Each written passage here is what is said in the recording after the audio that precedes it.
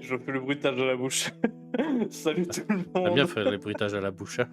Tu aimes bien ça? Ouais, exactement. J'aime faire beaucoup de choses à la bouche, titre. Dis donc. C'est un sacré début de live, ça. Bonsoir tout Bonsoir le tout le monde. monde. Comment allez-vous? Comment vous allez? Hop là.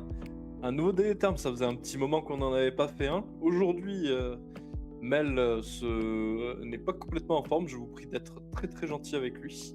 Et je vais essayer d'avoir de l'énergie pour nous deux. Attention. Oui, je suis comme fréquemment malade, voilà. Voilà, pour changer. Pour changer, exactement. Salut Maggie, ça fait plaisir de te voir. La dernière fois, c'était quoi le dernier des termes? Je me rappelle plus, ça fait un petit moment maintenant. Et les termes, c'était sur 20 choses et demie qui nous saoulent en JDR. En JDR, tout à fait, ouais, c'était ça. 20 choses et demie. Important. 20 choses et demie, magnifique, c'est vrai. C'était un live très très drôle en plus. Là, je me demande du coup ce soir à quoi on va se faire manger. J'avoue que. Eh bien, on arrive sur la fin du sujet, mais il y en a encore quelques-uns. Donc, Ouais. ouais, on verra. Non, on parle pas de fur ce soir. On verra, hein, Ouais. peut-être, hein, mais pour l'instant, non, c'est pas prévu. Faudra déterminer ce qu'est faire un jour quand même. Je crois que c'est une maladie de langage que Asfaros a. Il a tendance à le dire sans aucune situation, là.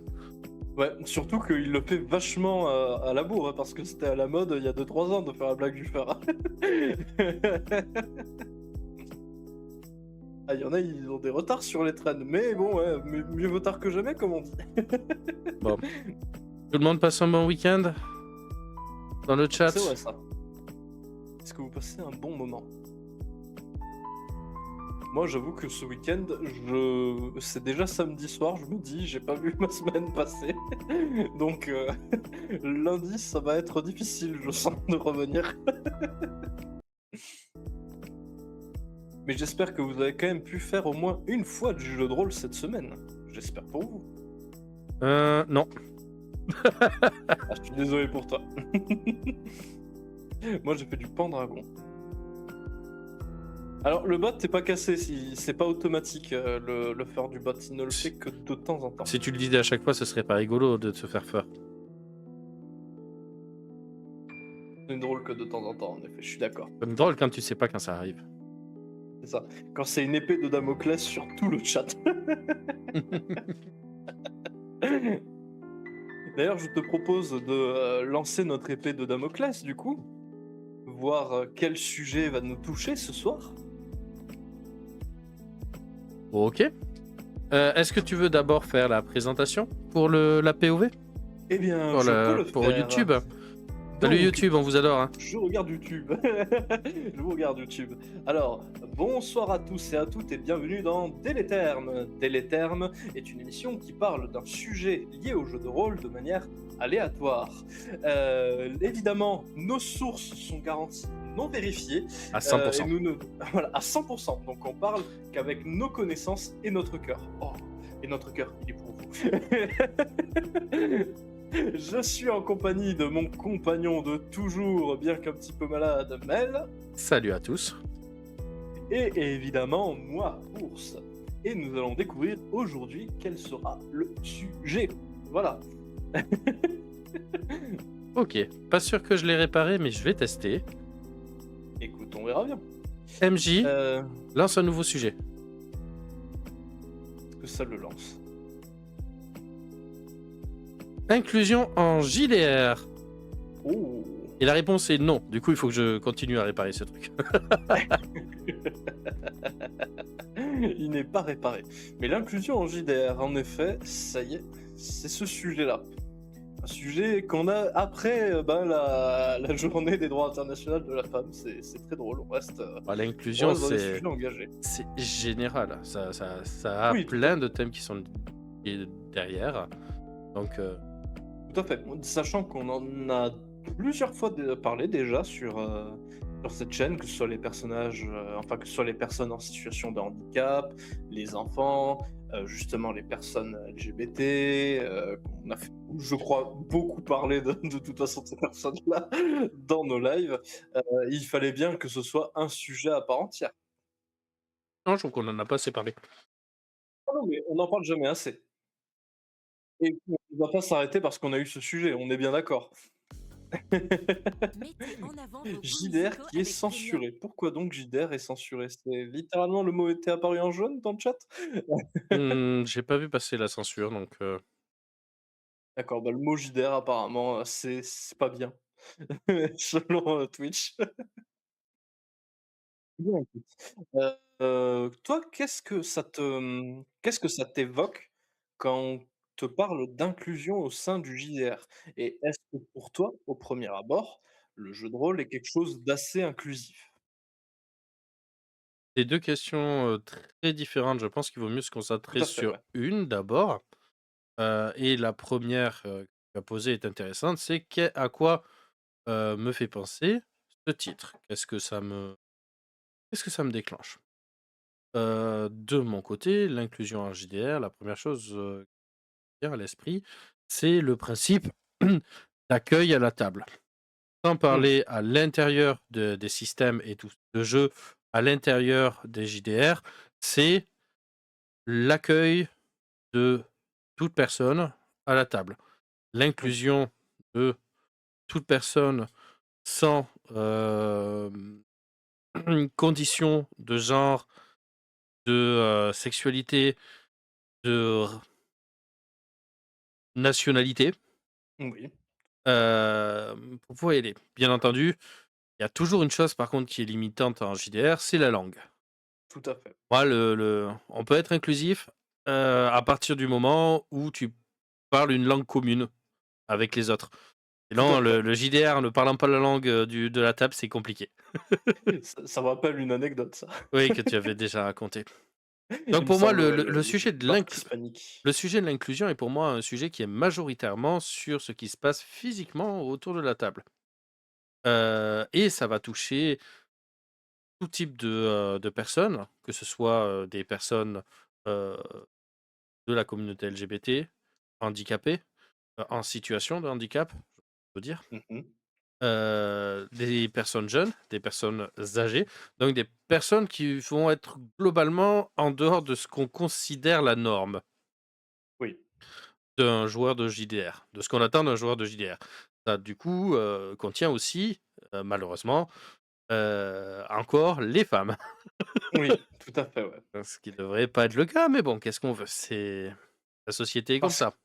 Parce qu'il faut le rappeler, l'image que les gens ont du rôliste, la plupart du temps, quand on parle de rôliste, en effet, c'est le gars blanc, un peu geek sur les bords, voilà, un peu cliché, Le geek à lunettes ou le métalleux barbu. exactement, voilà, c'est ce que je cherchais. C'est les 2 archétypes qui viennent à la tête des gens quand on leur parle de rôliste. Aujourd'hui, heureusement, c'est plus tout à fait vrai, on le voit notamment quand on va dans les conventions, liées à du jeu de rôle ou quand on parle, justement à notre communauté ou à des, gens du milieu du jeu de rôle. On voit qu'aujourd'hui, c'est quand même une population qui est devenue vachement étendue. Beaucoup plus de femmes déjà, ça fait plaisir on en voit énormément maintenant qui jouent. Beaucoup de personnes en situation de handicap aussi, j'ai vu beaucoup de personnes utiliser le jeu de rôle, dans des, structures justement qui accueillent des personnes en situation de handicap comme moyen d'aide et évidemment on voit aussi, toute tranche d'âge aujourd'hui, on voit autant des jeunes adolescents que des mecs de 50 balais jouer à du jeu de rôle aujourd'hui. Ces personnes de 50 balais qui, il y a plusieurs années, justement, jouaient à leurs 20 ans alors que, les cinquantenaires ne voulaient pas toucher à ce jeu. Comme quoi, la boucle, c'est magnifique. Moi, j'avoue que quand on me parle d'inclusion en jeu de rôle, bah, en effet, je vais penser à quelque chose un peu comme toi dans l'idée, c'est-à-dire, par là, quand on parle d'inclusion au sein du jeu de rôle, c'est le fait d'accepter tout type de personnes ou tout type de personnalité, en effet, en fonction et peu importe, de ce qu'il est ou, ce à quoi il semble, en tout cas, quand on dit ça. Mmh. Moi, l'inclusion en jeu de rôle, c'est ça. On pourra parler d'inclusion plus tard, dans le jeu de rôle, en termes de jeu ou en termes de règles, comment on peut faire ça. Sachant que comme toi tu fais du TSL, 30 Sword Lesbian pour ceux qui ne connaissent pas, ça peut être intéressant car ce jeu de rôle est très, très inclusif. C'est mon livre de chevet à l'heure actuelle. Voilà Littéralement, et on il dort à côté de moi. et on pourra parler de ça s'il faut un peu plus tard. Mais voilà, pour moi, quand on parle d'inclusion en JDR, c'est le fait d'accueillir tout le monde sur une table de jeu de rôle. De toute façon, c'est un média et c'est une forme de jeu de base. Ce n'est pas censé être réservé à un type de personnalité ou à, un genre. Et Voilà. d'ailleurs, Ça c'est inclusion aussi, nonobstant les moyens financiers. tout à fait. Ce qui est peut-être un sujet dont on parlera dans le jeu de rôle parce que le jeu de rôle, ça reste un média un peu coûteux, mine de rien. Ça dépend. Mais ça dépend, tout à fait. Mais, c'est, connu pour ça. Notamment si tu es dans le cas de Seth Snow, qui a, je ne sais combien d'ouvrages, je pense qu'il y a mis, un certain Ah, pas budget. sûr, mais comme c'est son travail aussi, il y a beaucoup de C'est choses vrai, qui sont liées au fait que c'est son travail. Donc je c'est pense vrai, qu'une tout à fait. partie de sa collection est quand même liée au travail qu'il a effectué sur les ouvrages. C'est vrai, tout à fait. Et vous, dans le chat, quand on vous parle d'inclusion au sein du jeu de rôle, n'hésitez pas, vous, à dire pour, chez vous ce que ça, révèle, en tout cas. Ce que ça veut dire pour vous, quand vous entendez, cette phrase-là. Ensuite, c'était quoi la deuxième question que j'avais posée, avant de lire ce que disait le chat? Donc, c'était, est-ce que, le jeu de rôle est inclusif selon toi? Ou, assez inclusif? Mmh.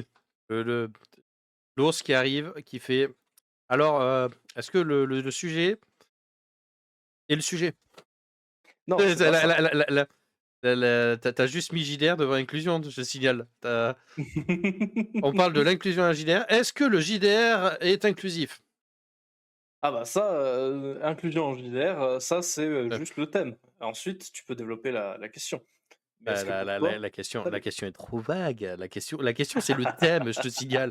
Je Heu, sais. Bah, débrouille-toi, réponds-y. Démerde-toi. Hein, tu Pour moi, on en parlait déjà un petit peu justement tout à l'heure. Je pense que ça s'est, quand même grandement amélioré par rapport à une époque. Comme je disais, quand on va maintenant dans les conventions, aujourd'hui, la communauté ainsi que les personnalités vues sont bien plus étendues. Par contre, il y a malgré tout, je pense, une certaine forme chez certains de volonté de non-inclusion, de ne pas vouloir inclure. On le voit notamment avec toutes les personnes qu'on a reçues, notamment, toutes les personnes, toutes les femmes qui sont venues, sur cette chaîne.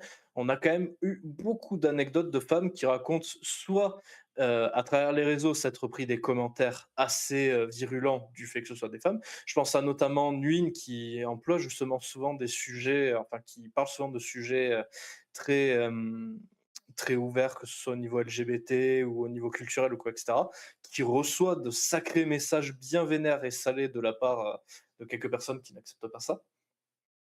Mais après, en convention et en dehors des réseaux, j'ai l'impression que c'est, beaucoup plus ouvert déjà, beaucoup plus humain. et du coup, il y a Kay qui nous demande, y a-t-il un jeu de rôle qui est full inclusif? Point d'interrogation. Pour moi, je te dirais oui, ça existe. Oui, C'est le travail, par exemple, qu'essaie de faire en français, c'est de la traduction, hein, c'est une maison d'édition qui s'appelle, Spectrum. voilà. Spectrum, travaille sur, l'adaptation et la création du coup aussi, d'univers de JDR, entièrement inclusif. C'est Pour ça. les personnes racisées, pour les personnes, LGBT, pour les personnes, en situation de handicap, que chacun et chacune puisse retrouver à l'intérieur de leur JDR, puisse à l'intérieur du JDR s'y retrouver. À la différence de Donjons et Dragons qui a essayé de faire une récupération, monétaire de, Oui, heu, de toutes ces de choses-là. toutes ces choses-là de manière bien sale. Bien sale et je trouve parfois de manière un peu brutale et très, très, très, maladroite, on va dire. Mais disons que ça se voit que c'est, plus par effet de mode, chez eux que par, vraie, conviction pour le coup. Bon, quelque part, ça a permis justement à beaucoup de personnes, des communautés, notamment LGBT, de pouvoir rentrer plus facilement au sein du jeu de rôle. mais ça n'a pas été fait de manière bien pensante et subtile, on va dire. Oui. Faut que bon, l'univers qui date des années 70 et qui a évolué depuis plus de 50 ans, Mhm. bah, un peu compliqué de faire évoluer des mentalités de quelque chose qui est aussi là. Quand tu décides de changer race par espèce, Oui, ça crée la polémique. ça crée la polémique et la réflexion qui est derrière aussi est intéressante. C'est vers où on va, est-ce que en termes de science ça marche pas? Il y a plein de questions que tu peux te poser qui sont pas forcément maladroites ou malsaines. Par contre, il y a des gens qui les tourneront forcément pour faire des choses horribles et monstrueuses derrière ça. Encore une fois, je me rappelle quand ils avaient changé en espèce et race, moi je me disais, vu que c'était des variantes entre guillemets de mortels, le terme race surtout me gênait pas, mais quand il réfléchit vis-à-vis de toutes les idéologies de racisme qui a existé dans l'histoire ou quoi, etc., le fait de vouloir différencier les différentes communautés, ouais, c'est un peu terrifiant des fois d'utiliser ce terme. Donc espèce marche bien pour éviter ce genre de problème, mais d'un point de vue biologique, faut voir si ça marche ou pas. Non, et puis il y a un truc qui me fait rire d'ailleurs beaucoup avec les rôlistes de manière générale. Mhm. C'est quand même des gens qui parcourent la plupart du temps des univers dans lesquels il y a la magie, Oui. mais ils abordent tout ça de manière extrêmement terre à terre et qui n'ont pas cette magie dans leur être. Oui, c'est vrai, c'est pas faux. Mais en plus, j'ai vu une vidéo il y a pas longtemps qui en parlait où c'était une autrice qui disait ce qui est fou avec les fans de fantasy, c'est que contrairement à ce qu'on pourrait croire, ce sont des gens vachement sérieux en fait. Il leur faut, quand il y a un système de magie, qui soit ultra carré, ultra développé, même que ce soit avec un tout petit peu de logique, c'est pourquoi il y a de la magie dans ce monde et comment ça marche un minimum. Je trouve ça fou que les gens cherchent au final du terre à terre alors que la magie peut juste être là. Après, je suis le premier à vouloir ça et je fonctionne aussi comme ça. J'aime bien comprendre Ah non, mais comment fonctionnent les trucs dans les univers. Mais tout le monde est comme ça. ouais, Ça, c'est pas le problème. autant en JDR, moi je le cherche, et autant dans les livres, ça m'embête pas de pas comprendre comment elle marche. Si la magie elle est là, ok. Un Ouais, JDR, comme j'ai potentiellement besoin de l'utiliser, j'aimerais bien savoir comment ça marche. ouais, c'est ça. Après, si la réponse c'est ta gueule, c'est comme ça, bah écoute, on prend, hein. Alors, on a Mathilde qui nous dit: pour moi, c'est vrai que tu penses. Pour moi, c'est vrai que. Ça, j'ai du mal à lire. Euh, Pour moi, c'est vrai que si on pense communauté LGBT aux personnes porteurs de handicap, c'est vrai que si on prend ce prisme-là, oui, il y a de belles initiatives et les mentalités ont changé. Mais oui, il y a des expériences qui me laissent penser qu'il y a encore du travail. En même temps, Euh, honnêtement, c'est un sujet qui est difficile à aborder. Non pas parce qu'il mhm. n'y a rien à dire, parce que globalement, on est d'accord. Oui, c'est ça. Nous deux, on est des personnes très ouvertes en fait, donc on voit pas forcément de problème. Mais c'est pas pour autant qu'on n'aura rien à dire, je pense. Et Non, on mais risque ce que je veux aujourd'hui dire, d'en c'est toucher pareil, les cordes de dans le public et dans notre public, la Oui. réponse de. Je vais lire le message d'Angus, et honnêtement, un Mhm. très bon résumé de tout ce sujet-là. Mais bon, ça va pas nous empêcher d'en parler. Mais honnêtement, vous savez que là, pour le sujet, il est compliqué, non pas par le fait qu'il est touchy ou des choses comme ça, mais par le fait que. Les convaincus sont Eh, déjà prêchés ici. C'est-à-dire que s'il y a des personnes qui sont pas d'accord avec ça, c'est qu'ils ont pas trop leur place sur notre chat, en fait. Je pense, ouais. Donc Ancus nous disait, et il est encore à l'écran, vu que le jeu de rôle, vu que en jeu de rôle tu interprètes un personnage, on devrait se ficher de ce que tu es à la base. Le jeu de rôle regroupe des gens et ne caractérise pas ces gens. Le problème vient de certaines personnes qui vont ramener leurs préjugés à la table de JDR. Ici, relever ce que j'ai dit, les convaincus sont déjà prêchés. Mais j'adore, hein, j'aime bien cette tournure de phrase. Retourne l'expression. Ouais, j'aime beaucoup ça. Mais oui, bah oui, c'est exactement ce qu'on disait ça vis-à-vis de Angus, c'est qu'il résume bien la chose. Mais c'est pas pour autant, ouais, on va parler déjà de comment peut fonctionner l'inclusion au sein d'un jeu. Est-ce qu'on peut en faire des intérêts narratifs?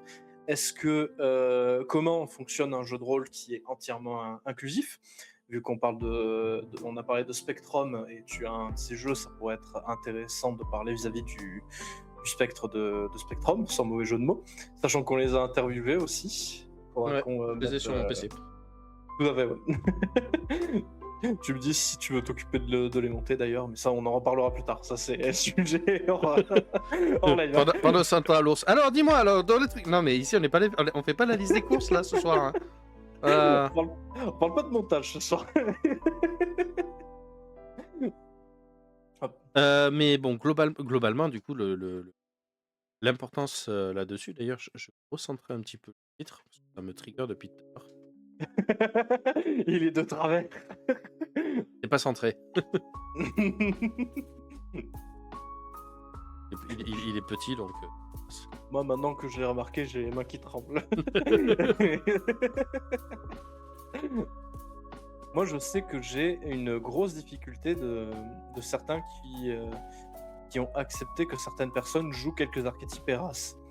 Oh, Eras, pardon, ma voix est partie en cacahuète. Car pour eux, une femme ne peut pas jouer un homme, pour citer un exemple.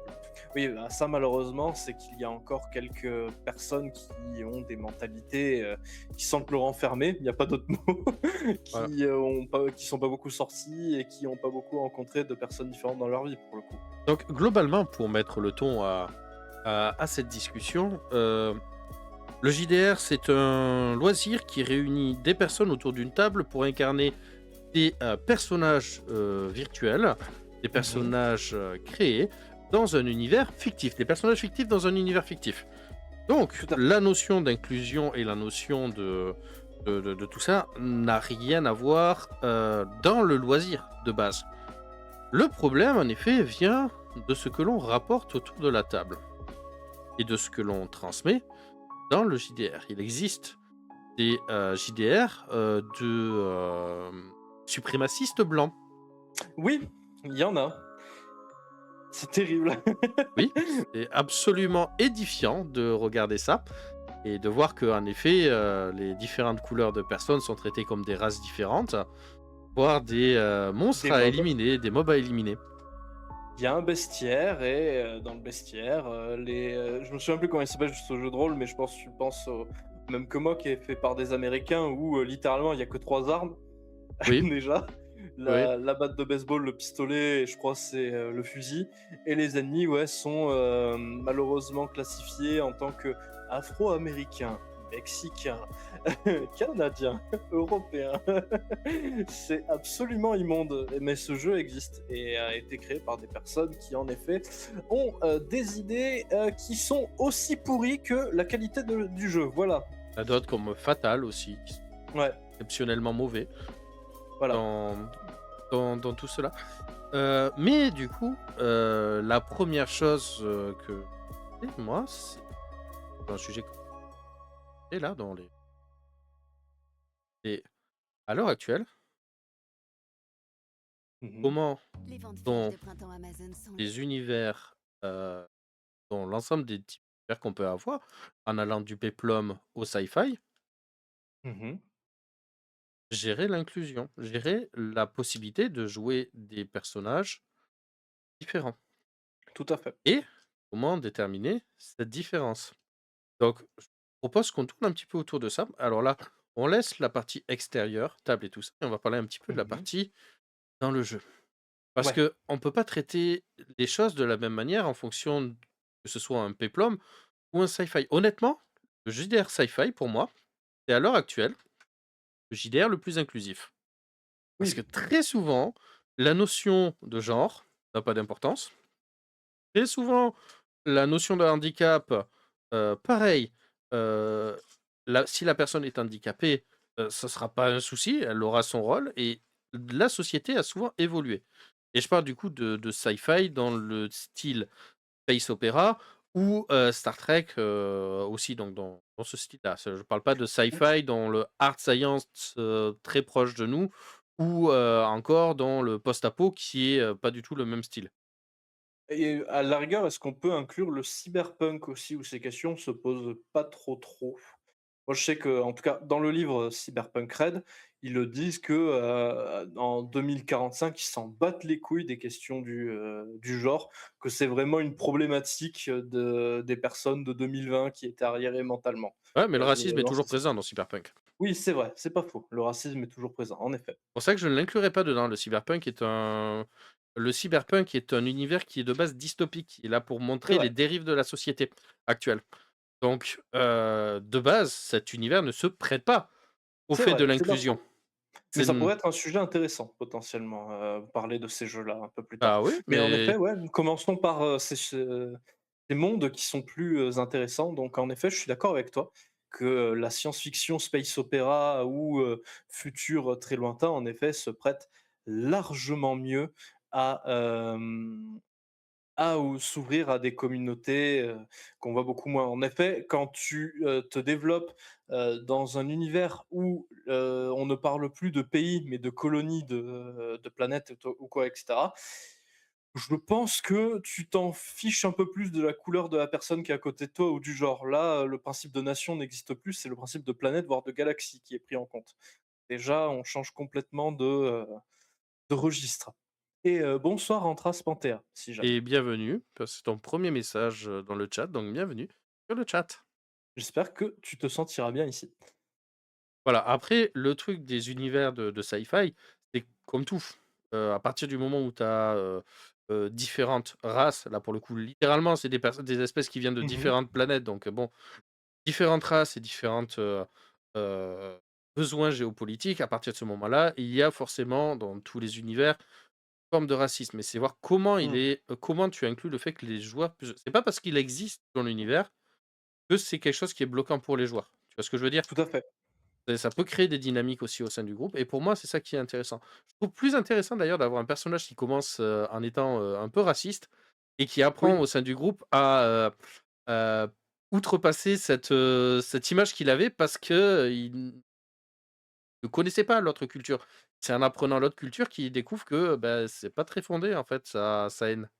tu sais le cliché du nain qui entre dans un groupe où il y a un ou 2 elfes, qui vient d'un groupe qui est très isolationniste, très auto-centré et quand il voyage aux côtés du nain, il se dit: «Ah en fait, bah, mon meilleur pote dans le groupe, c'est le nain, on s'entend vachement bien, enfin, c'est l'elfe, on s'entend vachement bien tous les 2». Ouais, je suis d'accord, j'aime beaucoup ce principe de commencer avec un personnage qui est moralement, heu noir, mais on voit qu'il y a du bon en lui, tu vois ce que je veux dire? Ou moralement, ambigu et qui, au fur et à mesure où ça avance, le gars s'ouvre, le gars devient beaucoup plus, sympa, le gars comprend qu'en effet, peut-être qu'il a été nourri par des stéréotypes qui, je sais pas, auraient pu être mis en place par son peuple via, une politique locale ou au contraire, via, des proches autour de lui, qui lui ont toujours dit: «Ah ton grand-père, il a été tué dans la guerre par les elfes sont tous des monstres», sans aucun problème, tu vois? Oui et je trouve que c'est très intéressant de ce genre de dynamique. Heu, Mmh.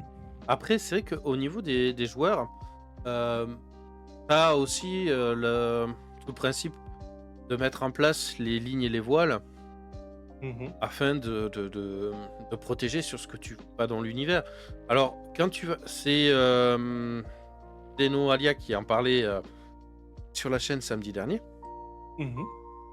et qui disait que, ouais, elle fait beaucoup de, Cthulhu dans les années 20-30, et que du coup, oui, t'as le racisme, t'as le sexisme, t'as tout ça qui était, très présent et que honnêtement, bah, tu pas forcément obligé de le jouer. Tu peux le Oui, rappeler de temps en temps par certaines scènes, par certaines choses, mmh, mais tu pas obligé de l'implémenter et c'est oui, tout à là-dessus que fait. tu vois l'inclusion quand tu es un MJ. Et oui, tu es dans un univers où c'est présent, d'accord. Est-ce que ça vaut le coup pour autant de le garder, ça en tête? De Mouais. maintenir ce choix? Est-ce que c'est pertinent pour l'histoire? Est-ce que ça change quelque chose pour l'histoire? Est-ce que, Ce choix est intéressant si en effet, comme tu dis, il devient intéressant ou pertinent. si tu veux faire en sorte à ce que la lutte sociale et l'inclusion soient au cœur de ton jeu, parce que justement il y a des personnes qui sont présentées en tant qu'antagonistes, je précise, pas en tant que bon personnage, eh bien ça peut être très intéressant en effet de développer des antagonisations, des distanciations ou quoi, avec des personnages comme ça. Mais il faut que ce soit prévu déjà, que tu aies prévenu les joueurs que ce soit une thématique pour éviter en effet de potentiellement montrer quelque chose auquel les joueurs n'étaient pas prêts ou qui peuvent paraître très offensants. Voilà, donc ce genre de sujet pour moi peut être fait. C'est ce que je crois d'ailleurs on disait la semaine dernière, c'est que Mhm. ça peut être intéressant si narrativement c'est intéressant, si c'est pas un mec qui fait passer ses idées cheloues de base au sein de son jeu, et si en plus les gens sont au courant qu'il va y avoir cette thématique. On en parlera toujours, on en parle toujours et on en parlera souvent. L'aide d'intention, les J0, les trucs comme ça, pour prévenir les thématiques Oui. que vous allez aborder, c'est très important. Faites-le. Voilà. Le fait est que c'est aussi intéressant d'avoir des représentations de personnages. Moi, c'est très fréquent que j'ai des personnages qui soient pas entièrement valides, qui aient des handicaps plus ou moins importants dans mes aventures. Beaucoup de PNJ vont avoir un petit handicap qui est pas forcément visible. Ça peut être Oui. des handicaps de style dyspraxie, dysorthographie. Ça peut être des handicaps comme le TDAH ou un handicap physique. Récemment, ils ont croisé un personnage qui s'était retrouvé privé de certains doigts, donc il y avait une main qu'elle avait du mal à utiliser. Des choses comme ça. J'en mets fréquemment parce que c'est un sujet que je Oui. trouve intéressant. Et pareil, en train d'évoluer, mon groupe de joueurs, au sein d'une société qui est ostracisante. Oui. Là, violemment ostracisante. Sur presque tous les points, on va dire, physiques. Ils considèrent que tu as une anomalie physique ou dérangeante pour la société, tu te retrouveras obligatoirement ostracisé. Voilà. Faut savoir que si tu n'es pas membre de leur race initialement, tu seras forcément un sous-citoyen. Si tu arrives déjà à être un citoyen. T'en fais pas, Maggie. La censure n'est pas trop dure ici pour ce genre de phrases. Par contre, Antras Panthéa a dit quelque chose, du coup. Alors, je ne sais pas si vous avez Pledge Pénombre, j'imagine si vous connaissez, mais ils ont proposé toute une partie sur comment jouer des sujets sensibles, et c'est bien foutu. Ça donne des pistes pour jouer des trucs inclusifs en douceur, avec de vrais enjeux narratifs. Ben ouais, alors moi je ne connais pas, mais c'est un sujet dont on parle assez fréquemment, quoi. C'est faire attention, en effet, et rendre les sujets sensibles jouables. C'est intéressant, mais il faut bien le faire et il faut faire attention. Et salut Behemoth, hey, je vais louper, mais je regarderai la rediff. Il faut que je rattrape mon retard sur les rediff, que je m'y mette sérieusement. Ouais, parce que pour l'instant, la dernière rediff. Attends, je te. C'est le Délétherme 24, non 23, pardon. Donc ça remonte à 2 mois. Même pas, non, c'est classe versus monstre et type de joueur. Donc ouais, faut que je m'y remette sincèrement là. Donc ça remonte à 2 mois, faut que je me mette un coup de pied au derrière. Il y a 2 mois, c'était difficile, tu me diras. Oui, et puis là, t'as ton nouveau PC qui. On peut le dire, hein, ça y est, son nouveau PC marche. Maintenant, Ça il marche. reste plus qu'à mettre en window, remettre les infos et tout dessus. Parce qu'il est encore sur l'ancien, mais ça y est, cette semaine, Voilà, c'est officiel. Après 2 mois et demi de galère, c'est ça. il a un nouveau PC. Voilà. Donc les vidéos et les montages devraient reprendre un peu plus rapidement. On devrait avoir à nouveau les VOD et tout. Mais c'est pas le sujet. Bah, c'est important de partager ça.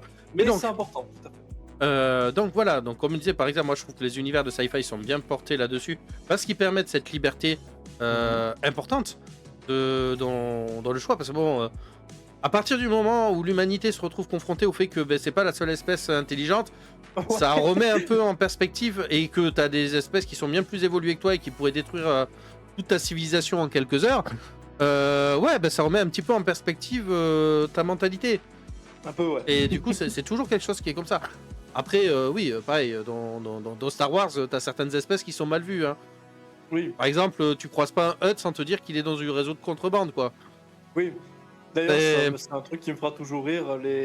T'as des, je sais plus comment elle s'appelle, cette espèce qui est experte en espionnage. Je trouve ça toujours con comme principe. Si les gens sont au courant que t'es les meilleurs espions de la galaxie, personne t'engage parce que tout le monde se doutera que t'es un espion. J'ai toujours trouvé ça con. alors, pour répondre à Maggie, ça s'est réglé par de l'analyse de problèmes et Point par finalement, point. point par point, jusqu'à qu'il y ait de la fumée qui sort du PC, qu'on repère et qu'il repère du coup quel était le problème en suivant la fumée. Exactement. Littéralement. Une des informations est fausse. En vrai, non, on n'est pas si loin, mais il n'y avait pas de fumée. En vrai, voilà, mais on a compris qu'il y avait un petit souci au niveau du branchement. Alors, quand ça s'est fait, on ne sait pas. Par contre. À l'odeur de cramer. Mais Littéralement. à la Hein, base de cramer, on l'a trouvé par contre. Oui, oui, oui. Oui. c'est pour ça que je parlais de fumée. Hein, c'était parce que ça, il y a quand même un truc qui a fait. Voilà. Enfin, du coup, si on revient du coup sur d'autres univers, l'inclusion dans le médiéval fantastique, pour moi, est beaucoup plus dure.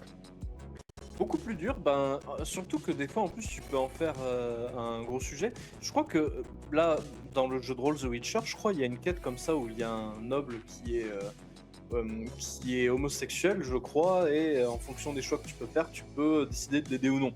Si je dis pas de bêtises, je crois que c'est dans The Witcher.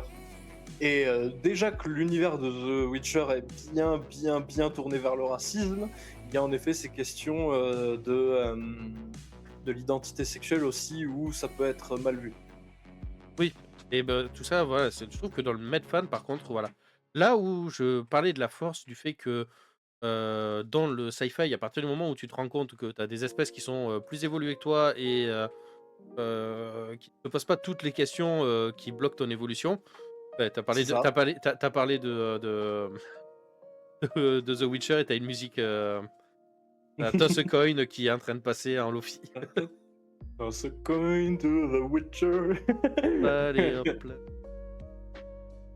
Mais du coup, l'univers par exemple, Medfan, il y a plein de races, et certaines bien Ouais. plus puissantes que toi pour t'atomiser, mais ça marche pas. De Ouais. base, dans les univers de fantasy, cet aspect d'inclusion, ça ne marche pas.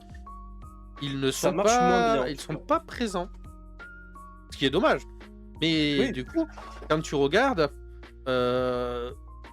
tu es libre après toi de pouvoir le faire en tant que MJ et de dire bah oui, bah là on se Tout à fout fait. un peu de qui tu es, mais tu as cité The Witcher qui est en plus de la dark fantasy que Oui, medieval fantasy.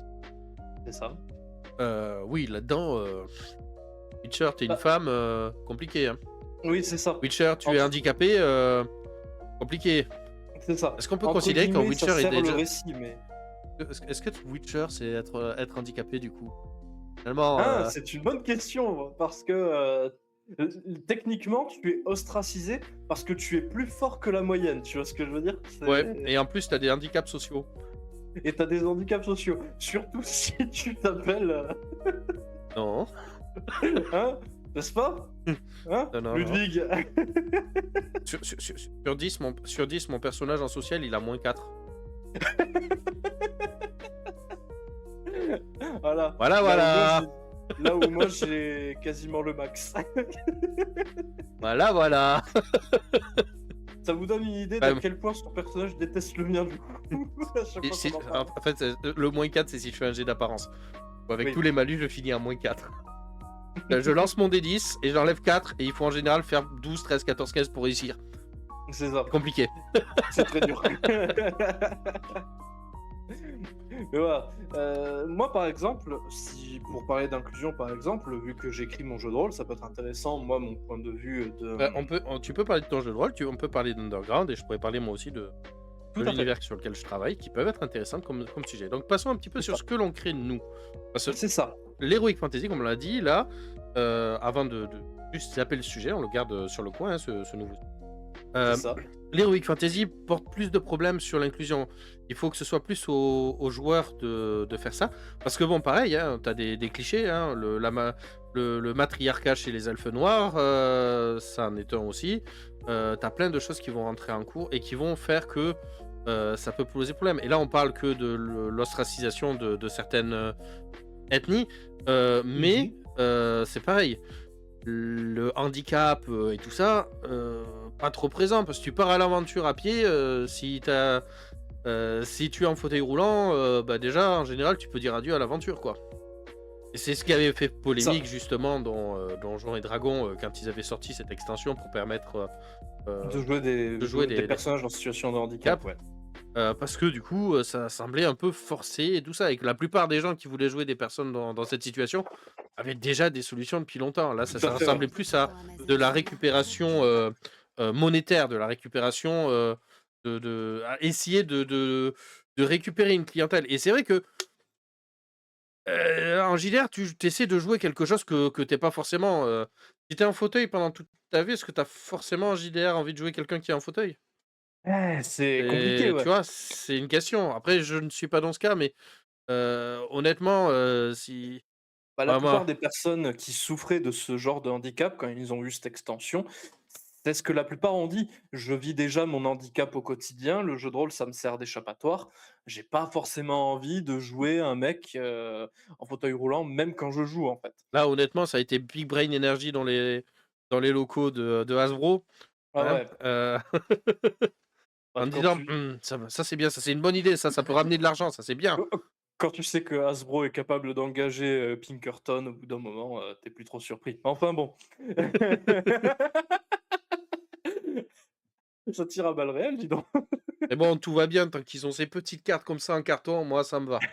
Bah, c'est justement pour Magic, je crois qu'ils avaient engagé Pinkerton, donc par contre, Anthras, soulève quelque chose d'intéressant, mais vous jouez souvent du vrai racisme parce que chicaner entre elfes et nains, c'est pas du racisme. Je l'ai déjà fait, mais bon, t'en parles aux joueurs quand même un peu avant, mais si c'est admis et si c'est vrai, j'ai déjà employé, du langage bien, bien vénère avec des personnages qui étaient, racistes, hein, il y a pas d'autre choix. C'est le principe de ma campagne. Tout à fait. Littéralement, c'est une des bases de la campagne qu'ils sont en train de jouer. Il y a un mot qui existe, par exemple, dans sa campagne, qui est le mot «défectueux» pour parler des personnes ostracisées, qui est un mot fort, mine de rien. Mais on peut jouer, comment dire? On peut, encore une fois, jouer du vrai racisme. Alors la plupart du temps, c'est vrai qu'il y a beaucoup de chicanes entre elfes et nains, comme tu parlais. C'est plus tout à fait du racisme et c'est même un peu cliché, les elfes et les nains, pour le coup. Mais du vrai racisme, je suis pas sûr que beaucoup d'MJ vont le jouer, réellement, par contre. Tu peux mettre des interactions qui sont rigolos entre, par exemple, une, une race aviaire basée sur les aigles et une race aviaire basée sur les hiboux qui sont tous les 2 des prédateurs, mais un diurne et un nocturne. Du coup, qui se Oui, font la guerre à mort, ouais, certes, tu vois dans la nuit, mais en plein jour, tu sers à rien. ouais, ouais, mais moi, peu importe où je suis positionné, je peux repérer le nord, moi. Là où toi, tu peux te perdre facilement alors, hein? Ah, c'est bien d'avoir une vision qui zoome à 300, mais dès qu'il fait un peu sombre, tu vois plus. Ça sert à quoi? Je prends cet exemple parce que j'ai inclus 2 races comme ça, dans le monde de mon jeu de rôle. C'est vrai que c'est un peu drôle, du coup, si tu tournes comme ça. Non, mais tu vois, en fait, Heu, le truc, c'est que tu peux l'inclure, ce genre de chicanage, entre plein de trucs. C'est juste elfe c'est et ça. nain, c'est hyper connu. Mais ce que je veux dire, les humains dans les univers médiévaux fantastiques sont quand même racistes entre eux. Oui, C'est en mode, les gars, il y a des nains, il y a d'autres. Si vous voulez être raciste, soyez-le réellement envers d'autres ouais, races. c'est ça. Arrêtez envers vous-même. Ça va? Est-ce qu'on a besoin de retranscrire ça dans un univers Medfan où la haine, euh, la haine intégrée de la plupart des humains pourrait être portée vers d'autres peuples que C'est ça. eux-mêmes? Sachant que les races inventées en jeu de rôle sont là pour représenter d'autres archétypes ou d'autres visions des fois qu'on peut avoir d'autres peuples. Mais c'est vrai qu'on pourrait du coup, est-ce que tu veux commencer à parler en premier de ton jeu de rôle et de l'inclusion au sein du tien ou, je commence, de mon côté? Je propose qu'on fasse chacun de notre côté et après on parle de la volonté qu'on a avec Underground au niveau de OK, bah, l'inclusion. si tu veux, je Je propose qu'on peux fasse je ça. peux commencer si tu veux. Allez vas-y, je te laisse, commencer. Heu, le le JDR déjà que j'écris de base, heu, laisse un très grand libre cours aux joueurs et leurs personnages. Leur personnage, a peu d'informations, c'est l'archétype qu'ils jouent, et cet archétype derrière, ils peuvent l'habiller comme ils veulent. Quand je dis l'habiller, ça va être, le genre, tout ça, sachant qu'ils jouent des personnages qui ont entre 10 et 17 ans.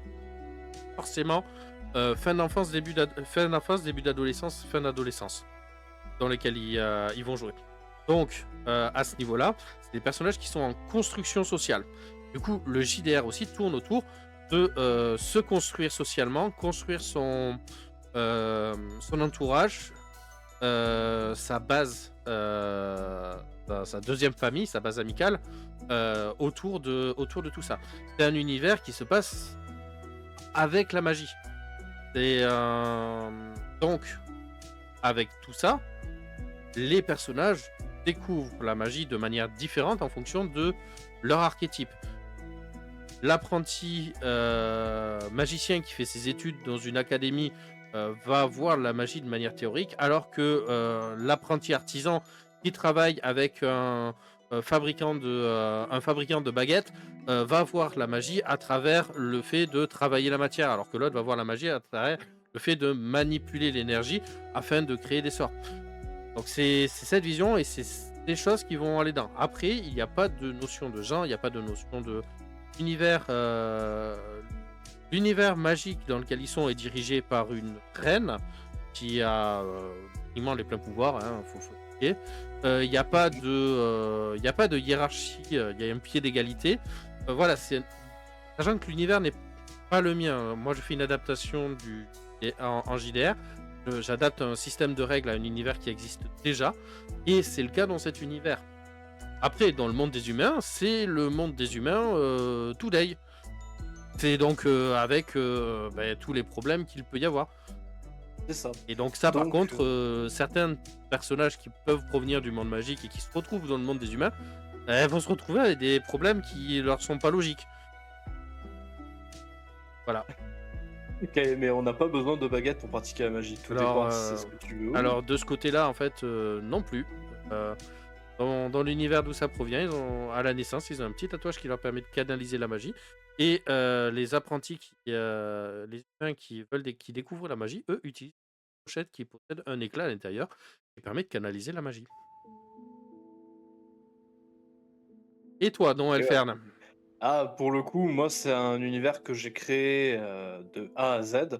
Alors, déjà, pour, le continent principal où se joue, le scénario, le racisme est presque inexistant, mais, pas parce que c'est comme ça, c'est plus parce qu'il y a une force politique qui arrive à imposer le fait que tout le monde s'apprécie entre eux, si vous voyez ce que je veux dire? Voilà, wink wink. Donc là, on n'est pas dans un monde où le fait de tout le monde s'apprécie, c'est de la bien-pensance, c'est imposé. C'est pas que tu peux pas être raciste, c'est pas que tu n'es pas raciste, c'est que tu peux pas l'être. C'est ça. C'est assez compliqué, vous verrez peut-être si un jour je vous fais des parties d'Elfern en live, vous comprendrez. Mais en gros, voilà, Nagui l'explique, il y a une entité qui s'appelle l'empereur ou l'impératrice, tout dépend des époques. Et cette entité-là empêche en effet les guerres entre les différents peuples du continent qui appartiennent à l'Empire d'Elfer.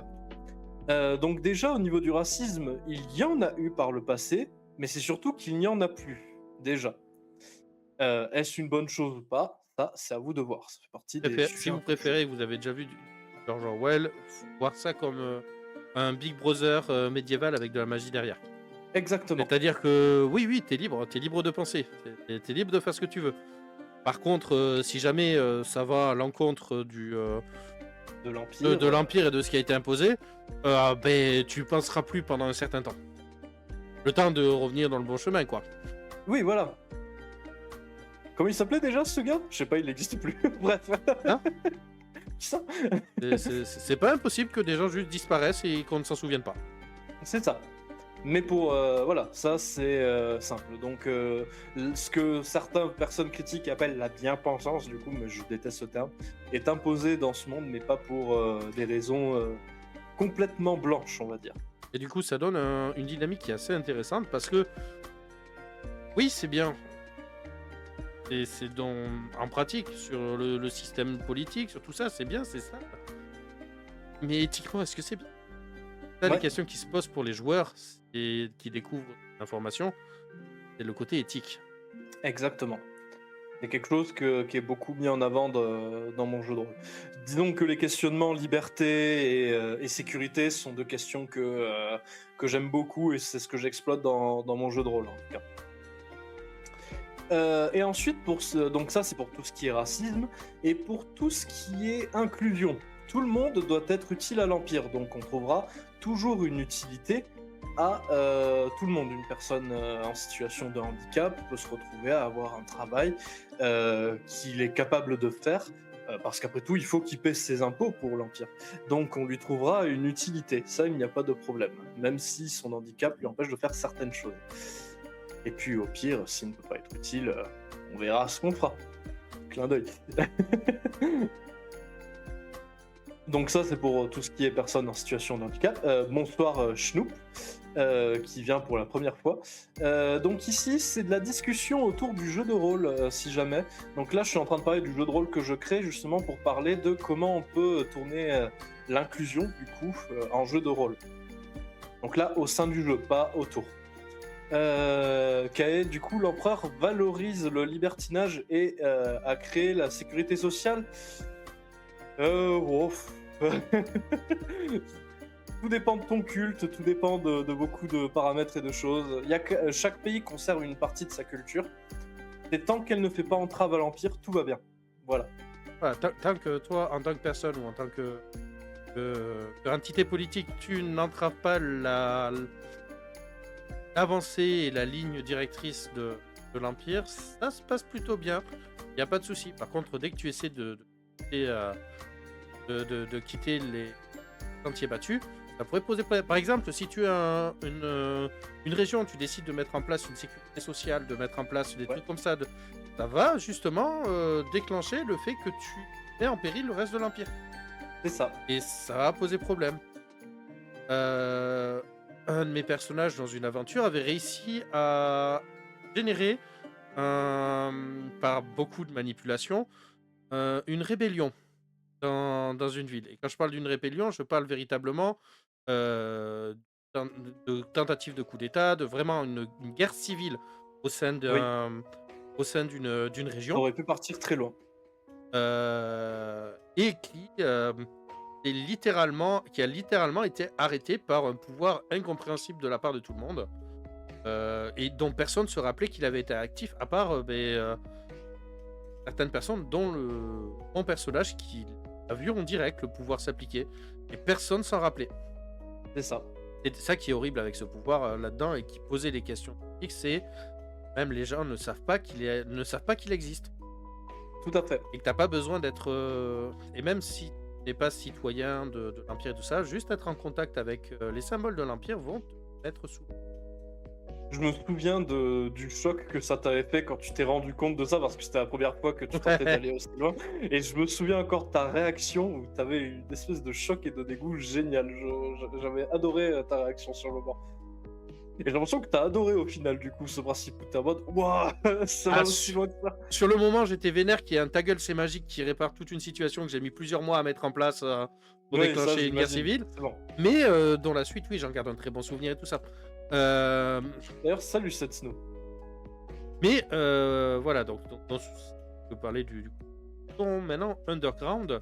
Ah, j'y pense juste, je voulais parler de l'inclusion des personnes LGBT. Ah oui, c'est vrai que Ouais. c'est très très particulier dans ton univers. J'ai décidé de quelque chose en effet dans mon jeu de rôle vis-à-vis de l'inclusion des personnes LGBT du coup. Donc, Au sein du peuple, donc là je parle pas de la noblesse ou des personnes importantes en termes politiques ou de pouvoir. La transidentité et la sexualité est acceptée de manière très bien, franchement, la plupart du temps, ça ne pose aucun problème. Là où elle pose problème, c'est justement dans les sphères de pouvoir et politique, car il y a le principe d'héritage. D'héritage, de léguer, ce genre de choses. Et bah, c'est souvent l'aîné qui hérite. Homme ou femme, là c'est peu importe. C'est juste le premier qui hérite toujours. Si l'héritier, l'aîné donc, est homosexuel ou trans et ne peut pas avoir de descendance par elle-même, là, ça va poser de gros, gros, gros, gros problèmes.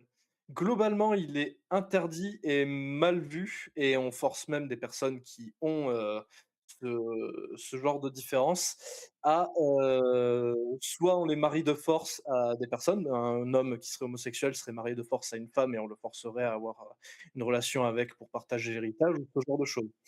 Donc dans mon univers, c'est, auprès du bas peuple, tout va bien, c'est au sein de la noblesse où ce genre de situation devient extrêmement, difficile et mal vu. Voilà, Grosso modo, le peuple a d'autres choses à penser que ça. Pas c'est ça. d'importance et même au niveau des religions et tout ça, ça a pas d'importance. Ouais, C'est important aussi, c'est qu'au niveau de la religion, ça a pas d'importance parce que bon, s'il y a ces problématiques quand même, faut grandement le mettre sur le dos de la religion, hein, initialement dans notre c'est ça. Moi, j'ai choisi de prendre plutôt le prisme du pouvoir pour, mettre, en avant ce genre de difficultés. voilà et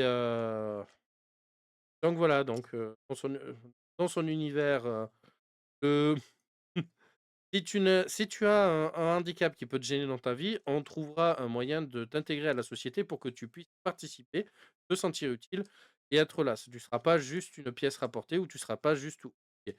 Dans son univers, si tu es, de telle race, espèce, couleur, ça n'a pas non plus d'importance tant que tu es, là pour faire avancer l'empire dans la bonne direction. C'est ça, Et enfin, encore une fois, dans l'univers d'Elfern,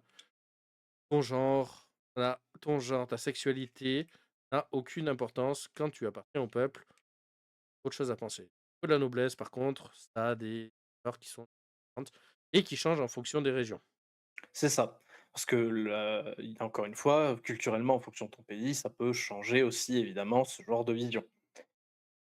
Mais globalement, dans la noblesse, au niveau de sa sexualité, pour des questions d'héritage, on a moins de liberté. Voilà, faire perdurer le nom, quoi. Exactement. Qu'est-ce qui a été dit dans le chat avant qu'on parle de Underground? Donc Delirious ne fait pas bon être noble si on a le goût de la liberté, quoi. Ouais, ouais, bah, tout à fait. Si tu C'est peux comme être dans tout utile, on va univers, l'utiliser, t'inquiète. comme dans tout univers, si tu as des responsabilités, et ben ta liberté, elle est réduite. Oui, tout à fait. Et la noblesse a des responsabilités, dont le pouvoir politique ou ce genre de choses. Dans l'univers de Prince captif, les relations entre personnes du même sexe sont encouragées pour éviter les bâtards hors mariage, sachant que le système de concubins favoris mignons existe. Oui, bah ça peut être en effet une façon de voir la chose ou de réfléchir à comment éviter les bâtards ou ce genre de choses. Oui, c'est intéressant aussi comme point de vue, je trouve. Je Voilà. connais pas Prince captif. C'est un roman, c'est un jeu de rôle. N'hésite pas à nous donner plus d'infos, Kay, si jamais. Et du coup, on peut passer à Underground. Donc Underground est le JDR que l'on prépare pour l'actuel play, dont vous avez la Tout à chance, fait. fréquemment de voir les illustrations avancées en live, parce que je l'ai fait en live. Tout à fait. Moi, ça m'oblige à travailler dessus. C'est Ouais. et à pas reporter. D'ailleurs, au prochain live, si vous voulez, on continue pas le robot et on passe, sur, des trucs plus sympas à faire, hein. Hein? C'est bien, hein? Si on peut éviter de faire Régis, ça peut être sympa. Ouais, est-ce qu'il a vraiment besoin d'une illustration, Régis? Non, je pense pas, hein. Pas nécessaire. Bah, je fuis pas! C'est pas vrai, arrête! Je je je cherche des moyens de distraire le public surtout, voilà. En dehors de la souffrance de dessiner un robot, quoi. Donc pour Underground, donc c'est à la base aussi, un univers que j'avais, pensé et qu'on a un peu redéveloppé à 2 avec Mel. On a encore pas mal de points à redévelopper pour le mettre en jeu de rôle, mais déjà dans cet univers, la couleur, on s'en fout et ton, genre ou ton orientation sexuelle, on s'en fout aussi. L'important, c'est la survie. On est dans un monde post-apo où, Ouais, le simple fait de vivre est un luxe. tout à fait. Donc honnêtement, ça rebat un peu les cartes des objectifs. Les nations ont des objectifs qui sont pas forcément en commun, Oui, ils vont pas forcément dans le même sens. Certains veulent quitter cette planète de mort, d'autres, veulent, adapter l'humanité à vivre à cet endroit et d'autres veulent adapter l'underground à l'humanité. et en quatrième partie existe, c'est celui du chaos. Ouais, Ils sont là pour, quitte à être dans la merde, autant en profiter. tout à fait, Le chaos. c'est ça. Donc Oui, ça, ton c'est personnage underground. fait partie du chaos, hein, Delirious. On va considérer, oui, qu'il en fait partie, oui. Ouais, un équipage pirate, c'est pas vraiment dans le sens de l'avancée pour les autres. Il y a malgré tout, des points de vue qu'on peut considérer comme, pas forcément du racisme, mais de ostratisation, je sais ostracisation, pardon. L'ostracisme est au-dessus du racisme. C'est ça, C'est plus violent vu que c'est véritablement tu rejettes tout, c'est ça. sauf ta communauté. Ben, oui, en gros, c'est ce qui correspondrait le plus à Underground. Par exemple, on a les tribus, de riders, du coup, donc des espèces de nomades, Mad Max, à Mad la Mad Max. Max, voilà. Chaque tribu, sont en guerre constante, à plus ou moins, degré élevé en fonction de certaines. Il y en a qui sont en guerre contre toutes, certaines qui deviennent des alliés de circonstance et les riders sont en général très peu appréciés dans tout l'Underground. Parce que considérés, Mad comme Max. des, voilà, C'est une des parties, c'est une des éléments du chaos. Donc c'est évidemment. ça. Mais en soi, véritablement, comme on disait, dans l'univers, ce que tu fais de ton corps, on s'en fout. Ce Ouais, que tu penses être, on s'en fout. Et ce que tu es, si tu es handicapé, si tu es un truc comme ça, pas notre problème. ouais, C'est vrai que bon, l'inclusion des personnes en situation de handicap, c'est surtout démerde-toi. Hein, c'est ça. Et il y en Peut y a, hein. avoir des Il y en a. peut y avoir des âmes samaritaines, qui veulent aider, ce genre de personnes, mais elles restent peu nombreuses et marginales, on pourrait dire ça, un peu? Oui, En fait, c'est un monde qui est devenu, on va pas dire égoïste, parce qu'il y a des communautés qui se sont créées, mais pas loin. Disons que c'est chacun a sa vision de la survie et bah, suis le courant qui te parle le plus pour survivre, on va dire, c'est plus ça. Et du coup, les guerres et les, conflits qu'il y a dans ce jeu de rôle, sont plus motivés par, les points de vue sur comment survivre dans l'underground, plus que, d'autres raisonnements. Par exemple, on va prendre le VPF, le Votroyan Protection Front, qui considère que tout l'underground doit s'unir sous une même bannière, personne ne pourra sortir, donc il faut que l'humanité coopère. Mais si vous ne choisissez pas la coopération, on va vous assimiler de force pour que vous coopérez, éliminé. ou De vous choix. éliminer, parce que vous êtes un mal pour l'humanité. Enfin, Voilà. voilà. Mais globalement, dans le principe d'inclusion, pour les niveaux PJ, Mhm. 100% de liberté. Il y a pas de restriction. Sachant que dans le système de création, ça, on va pas trop parler pour l'instant, mais vous le verrez en temps et en heure, vous avez la possibilité d'aller pouvoir sélectionner des handicaps. Et je parle pas que des handicaps physiques et tout ça. Vous allez prendre des choses qui sont des malus pour vos personnages, Mhm. dont les handicaps physiques, mentaux, sociaux font partie. Oui. Là, vous allez voir que Régis, que je suis en train de dessiner à l'heure actuelle, on peut toujours faire un Ouais. karaoké, les gens. On peut toujours faire un karaoké hein, le mercredi, hein, c'est toujours possible. Euh, Régis, que je suis en train de dessiner, lui, il a un gros problème niveau capacité sociale, relationnelle et plus ou moins intellectuelle, on va dire. Encore social, ça va, mais Bah, c'est vraiment les capacités intellectuelles qui sont bah, les social, plus tu peux pas réduites. trop développer si tu es très limité. C'est vrai, c'est vrai. Voilà, il a ce côté attachant, mais honnêtement, il n'a pas l'intelligence pour l'utiliser. Mais ouais, c'est un personnage qui sera toujours limité et tout le long de l'aventure parce qu'il a des capacités mentales réduites de base. Et il a choisi d'avoir ça comme malus. On peut choisir d'avoir un personnage qui a des difficultés de se mouvoir, on peut choisir d'avoir un personnage qui a une constitution de crevette et qui aura beau faire ce qu'il veut, il restera une crevette toute sa vie. Voilà, c'est possible. Bah, je crois que c'était le cas du personnage de Maggie Mira, il me semble, à Bah, un malus de résistance. Mira sera une crevette. Voilà. Voilà, Elle peut passer sa vie à la salle, elle sera une crevette, génétiquement. Oui, c'est parce ça. que à force des générations qui se passent dans un nombre de personnes de l'humanité réduite, problème génétique commence à se faire sentir. Ouais, c'est ça. Il n'est pas impossible que des personnes ont eu recours à se reproduire avec des membres de leur propre famille pour perdurer l'humanité, ce genre de choses. Ça reste un univers pas joyeux, Underground. Ça se sent que c'est moi qui suis derrière à la base. C'est un univers sombre, mon gars. Il n'y a pas de lumière. C'est Normal que ça. ce soit sombre. Hi. Qui a écrit le mot que je ne voulais pas dire, tout à fait, la consanguinité.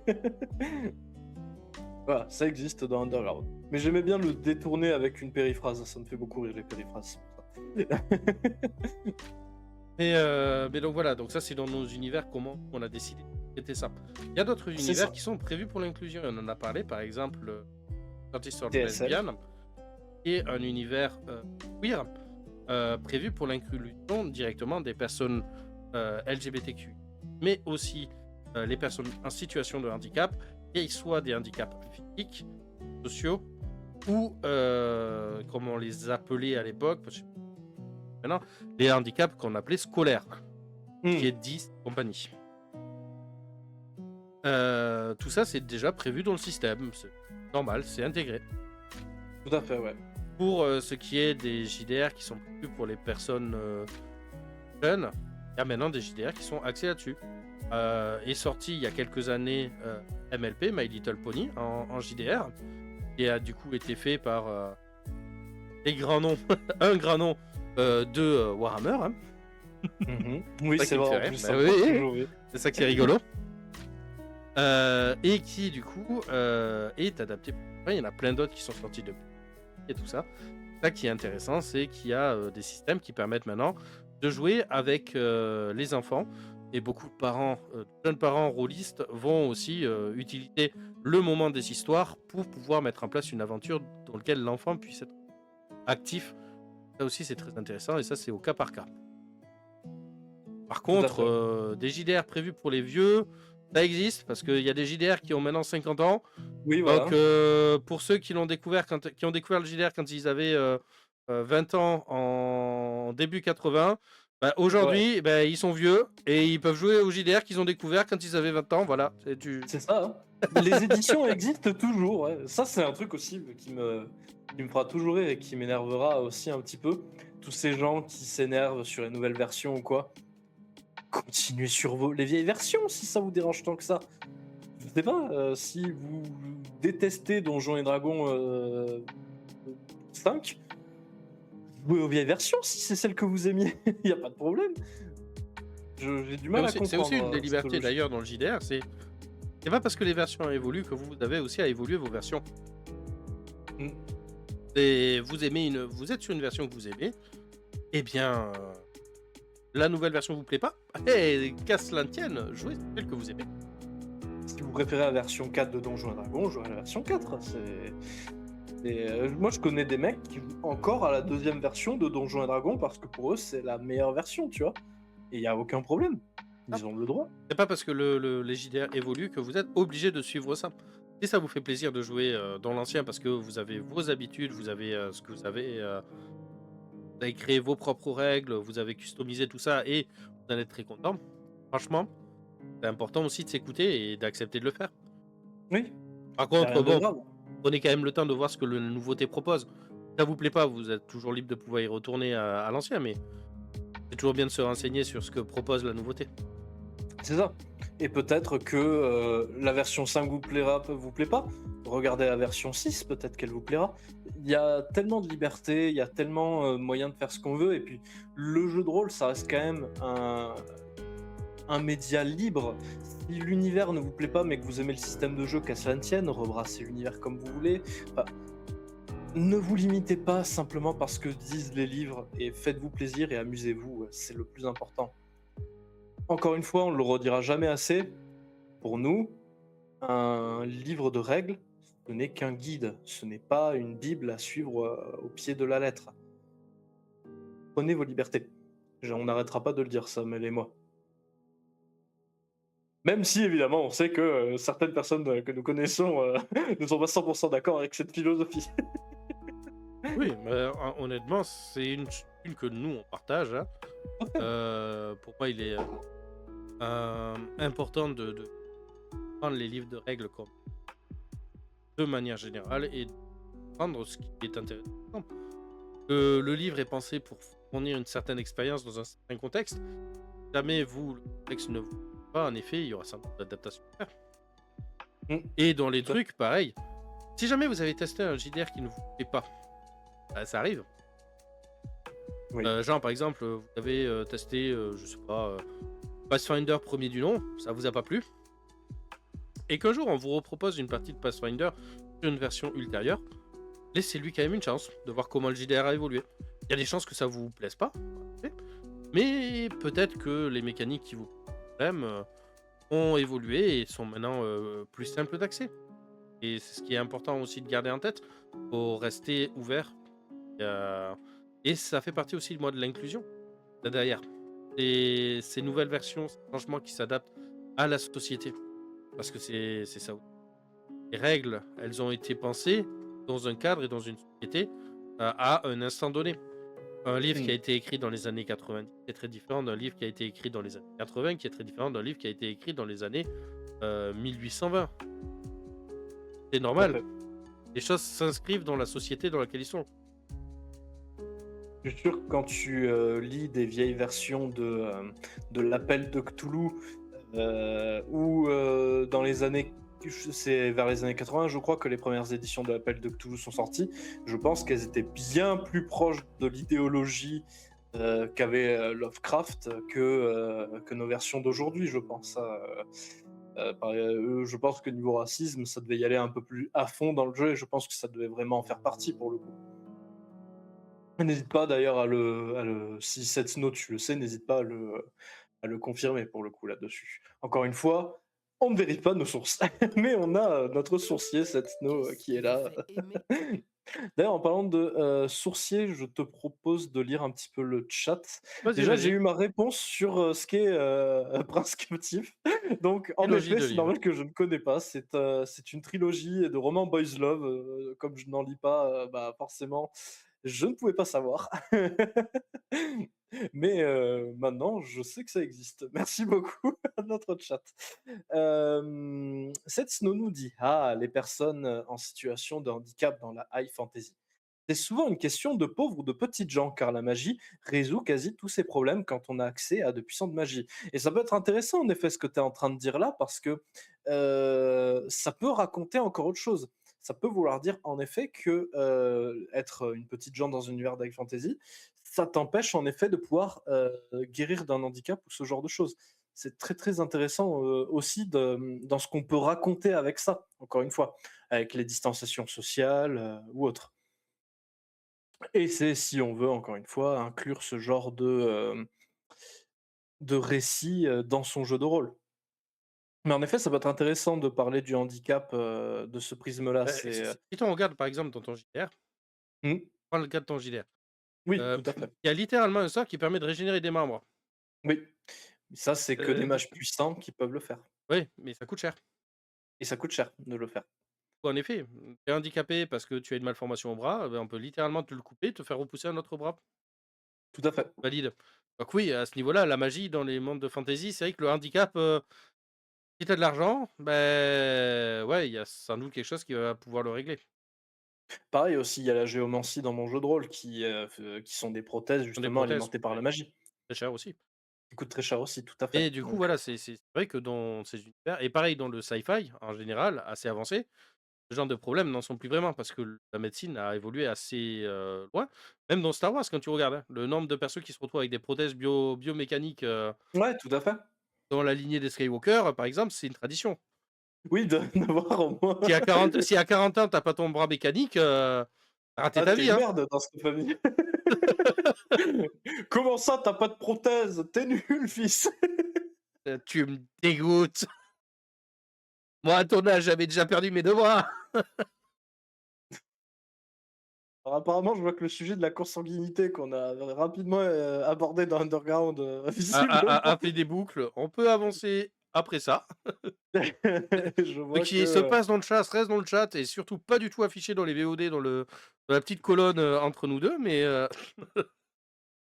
ah, Setsno qui nous dit: «Je suis un grand malade, moi, j'ai toutes les versions et toutes les éditions. Ce que je regrette», il parle de Donjons& et Dragons au passage, «sur la V5, de 2024, ce n'est pas les tentatives d'inclusion, mais le méga gommage de tous les éléments culturels des espèces qui, du coup, ne sont que des humains avec un look différent». C'est très intéressant ça, dit comme ça. C'est que, en effet, il y a beaucoup de personnes, ça a été un gros débat ça, le gommage culturel dans Donjons& et Dragons au niveau des races et espèces de fantasy.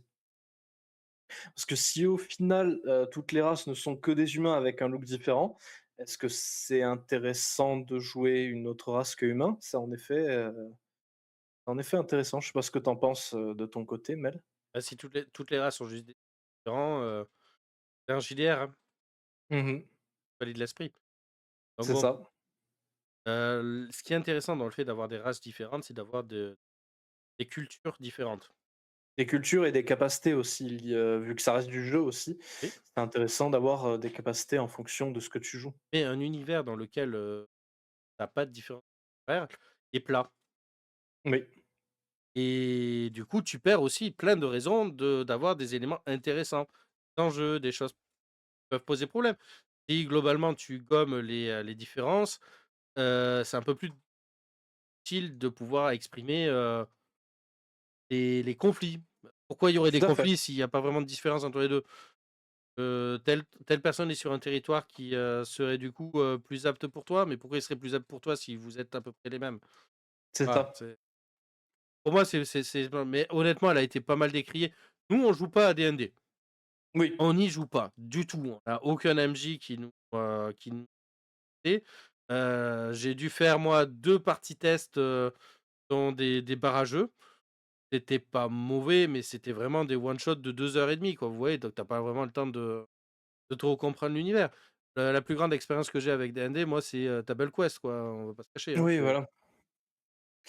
Moi, quand j'ai commencé le jeu de rôle, c'était un mec qui a juste réutilisé le système de D&D. Je sais plus quelle version exactement de D&D, si c'était, la version 3 ou 3.5 ou la 4e, c'est, dans ces 3 là et je pareil, pense 3.5, hein, toi.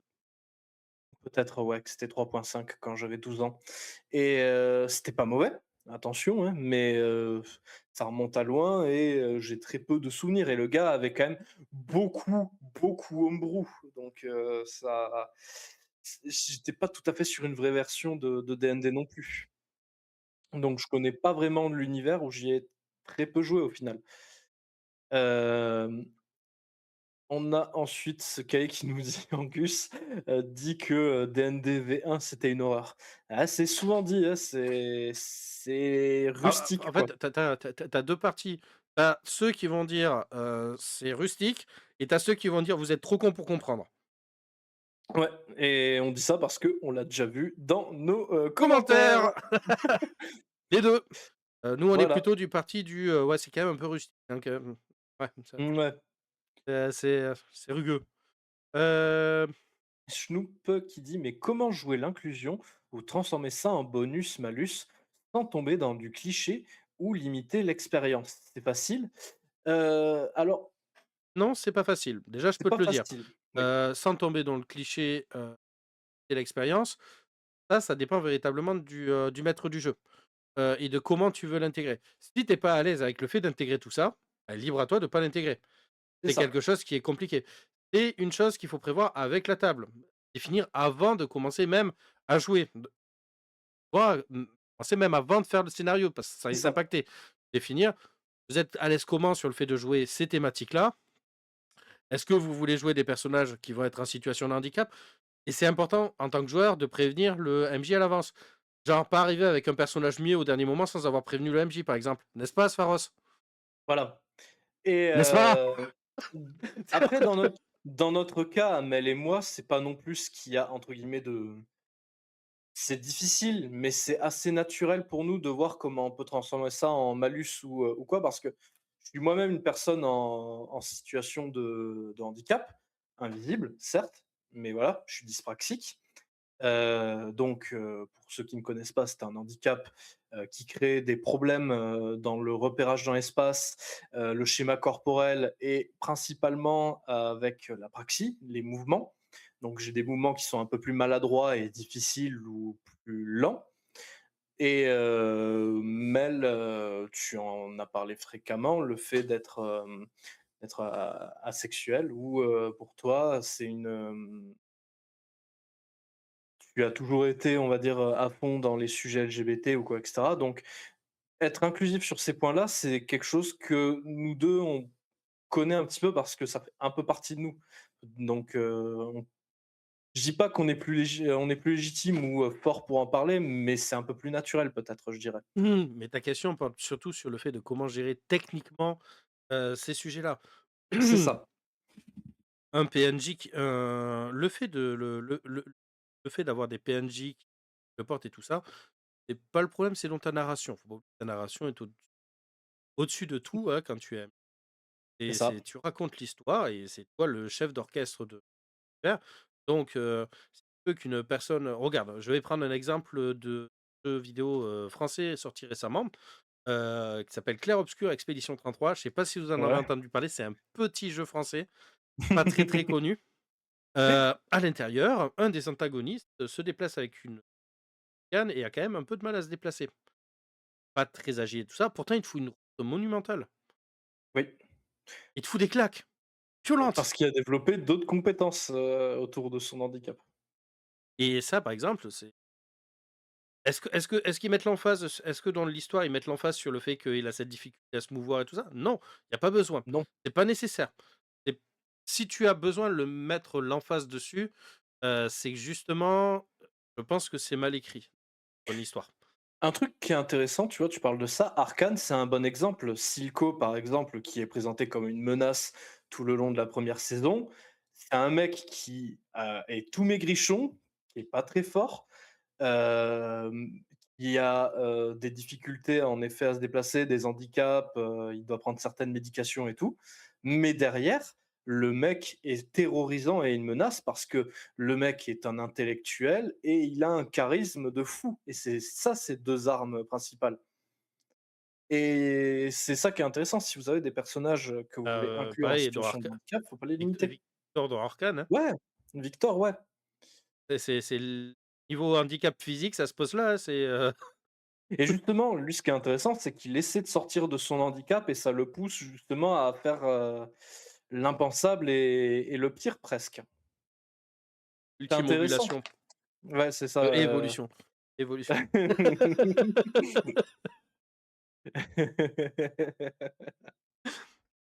Alors, qu'est-ce qu'il nous dit après? Alors, je sais pas si ça répond à ta question parce qu'on digresse un petit peu, Grèce.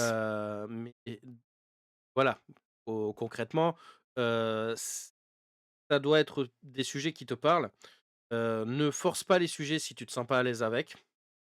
Reste sur ce que tu apprécies, ce que tu maîtrises, et aborde ces sujets s'ils sont importants pour toi.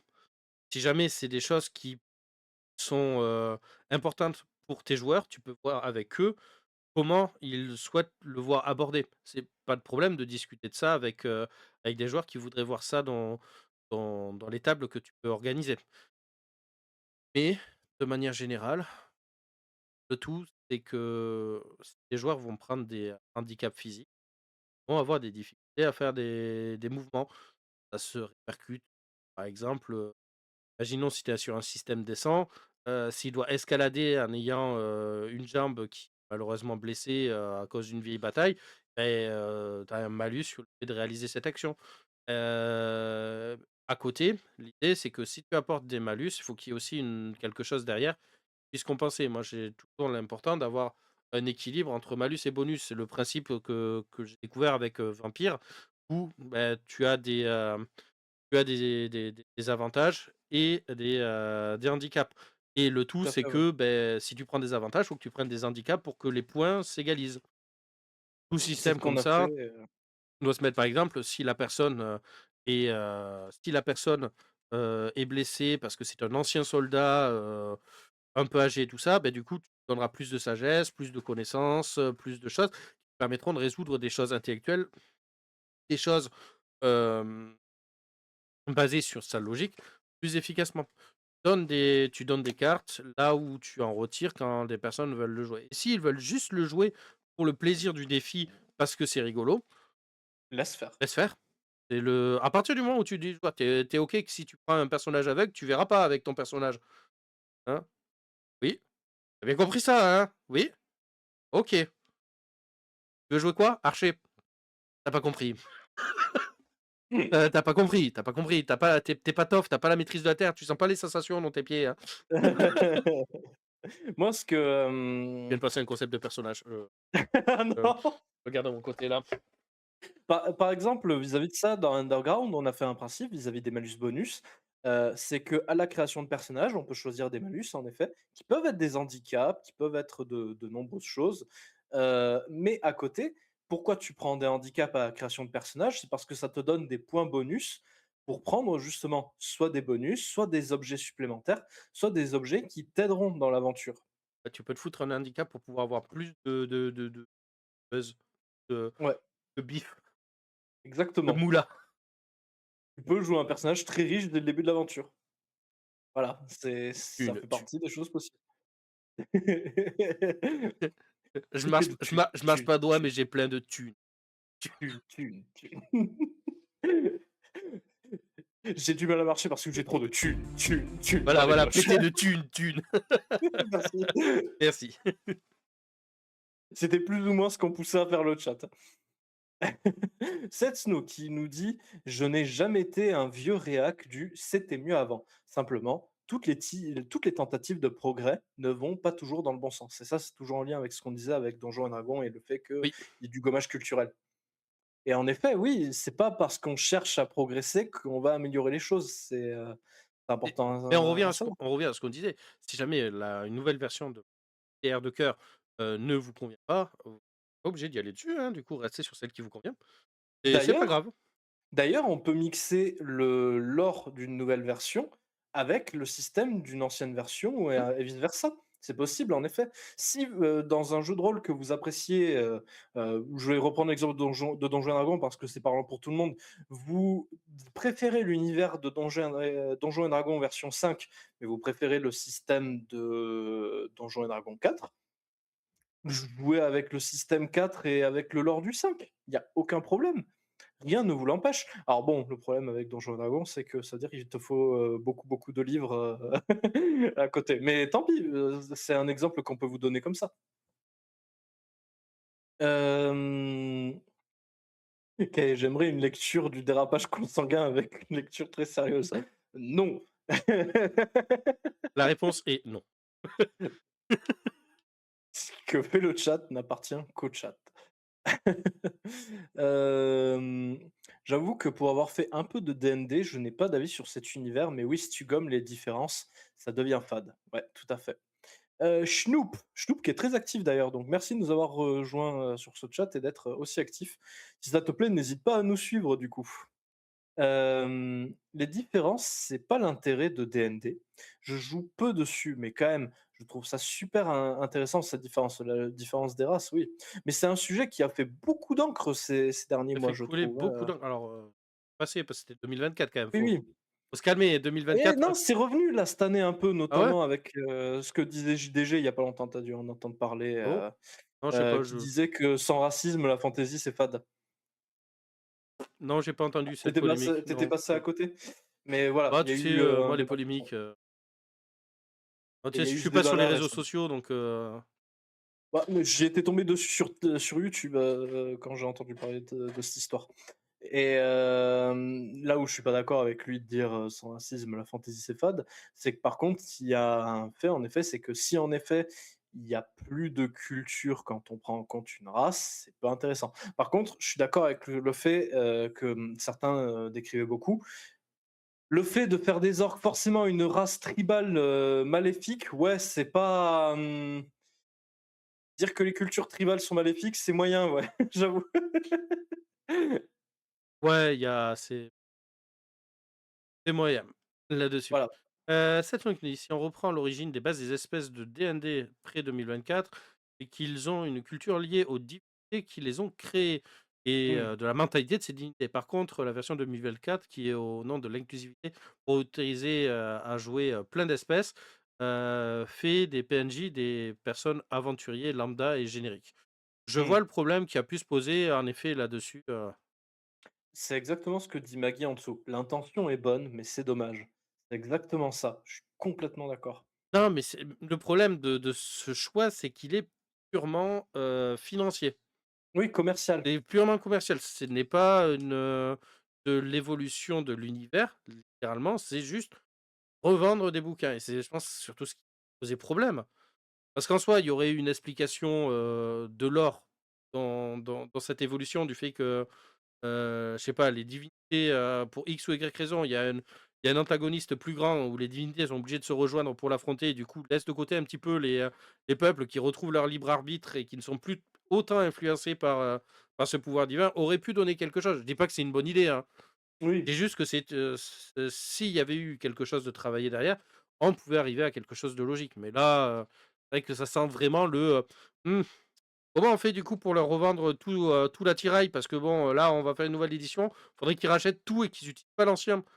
Ouais, bon, c'est ça, comme ça en plus on dit qu'on est cool et inclusif. Ouais, Ouais. revendre, argent, thune, thune. Thune, thune. Hem, Kay qui nous dit: «Noctis de FF15 a un problème de mouvement et de saut lié à son enfance, jamais évoqué dans le jeu, sauf, un flashback où il est en fauteuil roulant». Bah, c'est Ouais, très mais simple, ça c'est c'est à voir, là-dessus. Moi, j'aime beaucoup avoir des PNJ justement qui ont des handicaps et que les PJ puissent découvrir ce handicap et faire des choses, auprès. Par exemple, le dernier PNJ auquel que vous avez aidé, c'était, un personnage qui avait, eu 2 de ses doigts qui ont été coupés, ouais, et vous lui avez fabriqué des prothèses pour remplacer ce doigt. C'est une enfant des rues, véritablement, niveau moyen financier pour pouvoir se soigner, c'est pas trop ça. c'est ça. Et moi, mon personnage qui a des capacités de médecine et un autre qui est géomancien, la technologie qui permet de faire des prothèses, justement, on a pu faire un combo qui a permis, à ce personnage d'avoir, des doigts et on lui a offert cette possibilité-là. Déjà parce que le personnage nous a beaucoup aidé, parce que c'est une enfant, voilà, il y a beaucoup de paramètres qui ont fait qu'on a voulu l'aider tout simplement.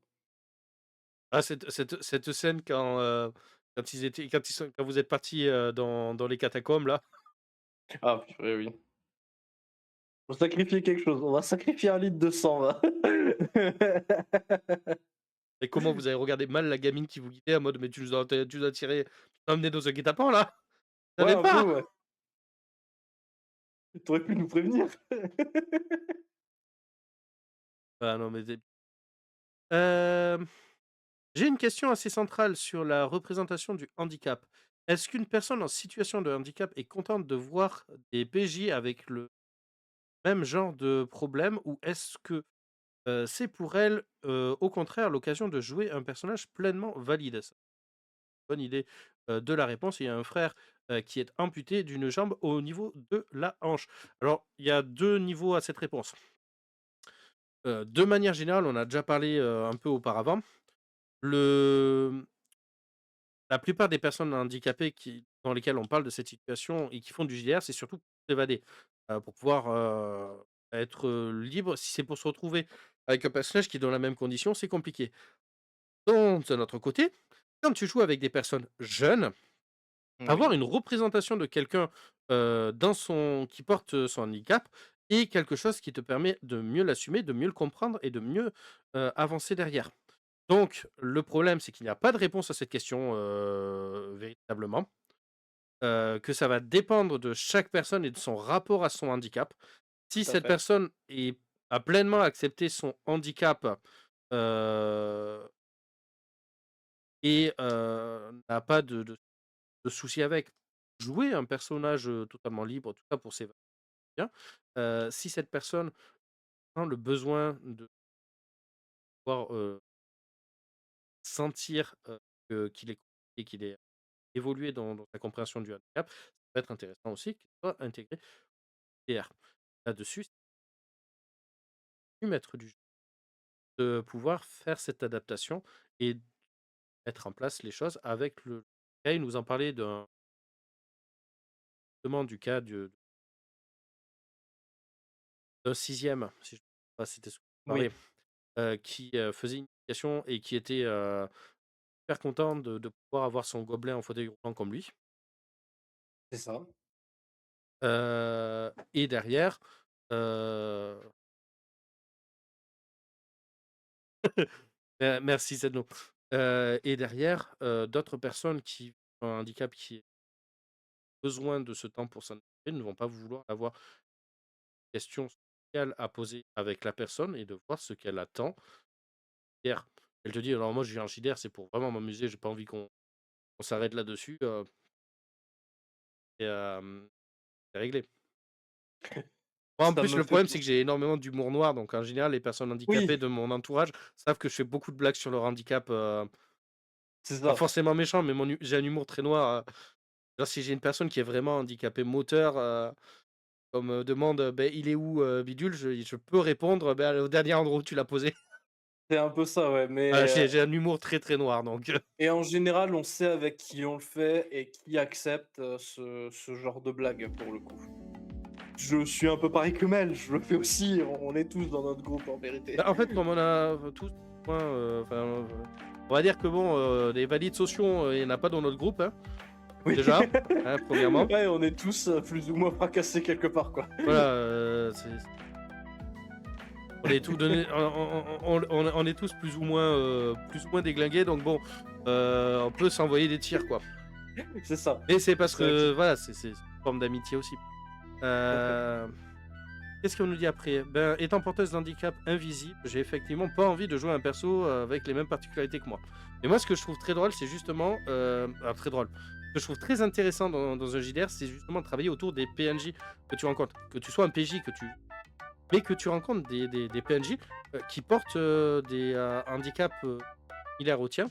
Genre, par exemple, avoir un personnage, un PNJ qui est vraiment atteint de TDAH, que tu Oui. le fasses jouer parce que handicap que tu as, comprends et que tu mettes en scène. Le personnage est en train et je sais pas, il travaille dans une taverne. Il nettoie une table, il ramasse le plateau, il pose le plateau sur le comptoir, il va en cuisine, il revient servir, le plateau est toujours sur le comptoir. Oui. Mouvement typique, ça, vraiment pour toute personne qui a eu un TDAH, c'est vraiment un truc typique que ça vous est Où le déjà arrivé. personnage où le personnage parle à fond, tu sais, à un PNJ et puis il remarque un PJ et il regarde l'autre PJ, il fait: «Oh, elle est marrante ta cicatrice», mais il reprend après la discussion, tu sais, avec le mec, comme si de rien n'était, tu sais? C'est ça. Ça peut être des trucs comme ça et c'est bien parce que ça, ça peut rajouter de la caractérisation de personnages aussi. Tomber sur un personnage, un personnage un peu âgé, que je trouve Mmh. peut être des scènes très touchantes, qui a reçu des lettres de sa famille, ouais, et qui a du coup les lettres qui sont, fermées sur sa table, et quand tu demandes à ce personnage pourquoi, elle ne lit pas les lettres, la dernière le regarde un peu triste, fait: «J'ai appris à lire, mais les lettres se mélangent tout le temps et c'est difficile pour moi. J'ai pas Oui, envie de passer autant d'efforts sur des choses qui sont là pour me réconforter parce que c'est compliqué». Que du coup tes PJ puissent prendre le temps de lire de à lire les cette lettres pour personne lui, ouais. pour cette personne. Et tu mets en avant des choses, tu mets en avant des, non, c'est pas pour toi cette Snow, plus C'est âgé, pas pour toi cette Snow, plus plus âgé. âgé, beaucoup plus âgé. Non, tu es jeune, c'est Snow, arrête. Voilà, ça. Tu es le doyen de notre chat, mais tu es jeune. L'âge, c'est dans la tête, faut arrêter, c'est un chiffre, hein, c'est rien. C'est ça. Si tu inverses les 2, en On fonction de rappelle que qualité, ça peut être le on rappelle que le top 2 pour l'instant ici, c'est Setsuno, Angus et voilà. Et c'était Angus avant l'arrivée de Seth Snow. Mais du coup, voilà, c'est des situations comme ça où vous allez pouvoir mettre de l'inclusion dans vos histoires. Donner du corps à vos histoires parce que c'est des cas réels. Ça ancre les choses dans dans une continuité de notre société. C'est ça qui est très intéressant, de pouvoir faire ces parallèles dans l'Heroic Fantasy. Les deux scènes que je vous ai dit, ça peut tant être dans un bar au fin fond de l'espace Oui. que une personne âgée dans un univers de medieval fantasy. Ça marche partout. Qu'un vieux qui vit dans une petite maison avec un toit de chaume. Voilà. Et c'est ça qui est intéressant, c'est que c'est des parallèles que l'on peut faire avec notre société et qui donnent une profondeur supplémentaire à votre récit. C'est pas grand chose, c'est un petit peu de travail qui vous permet de mettre beaucoup.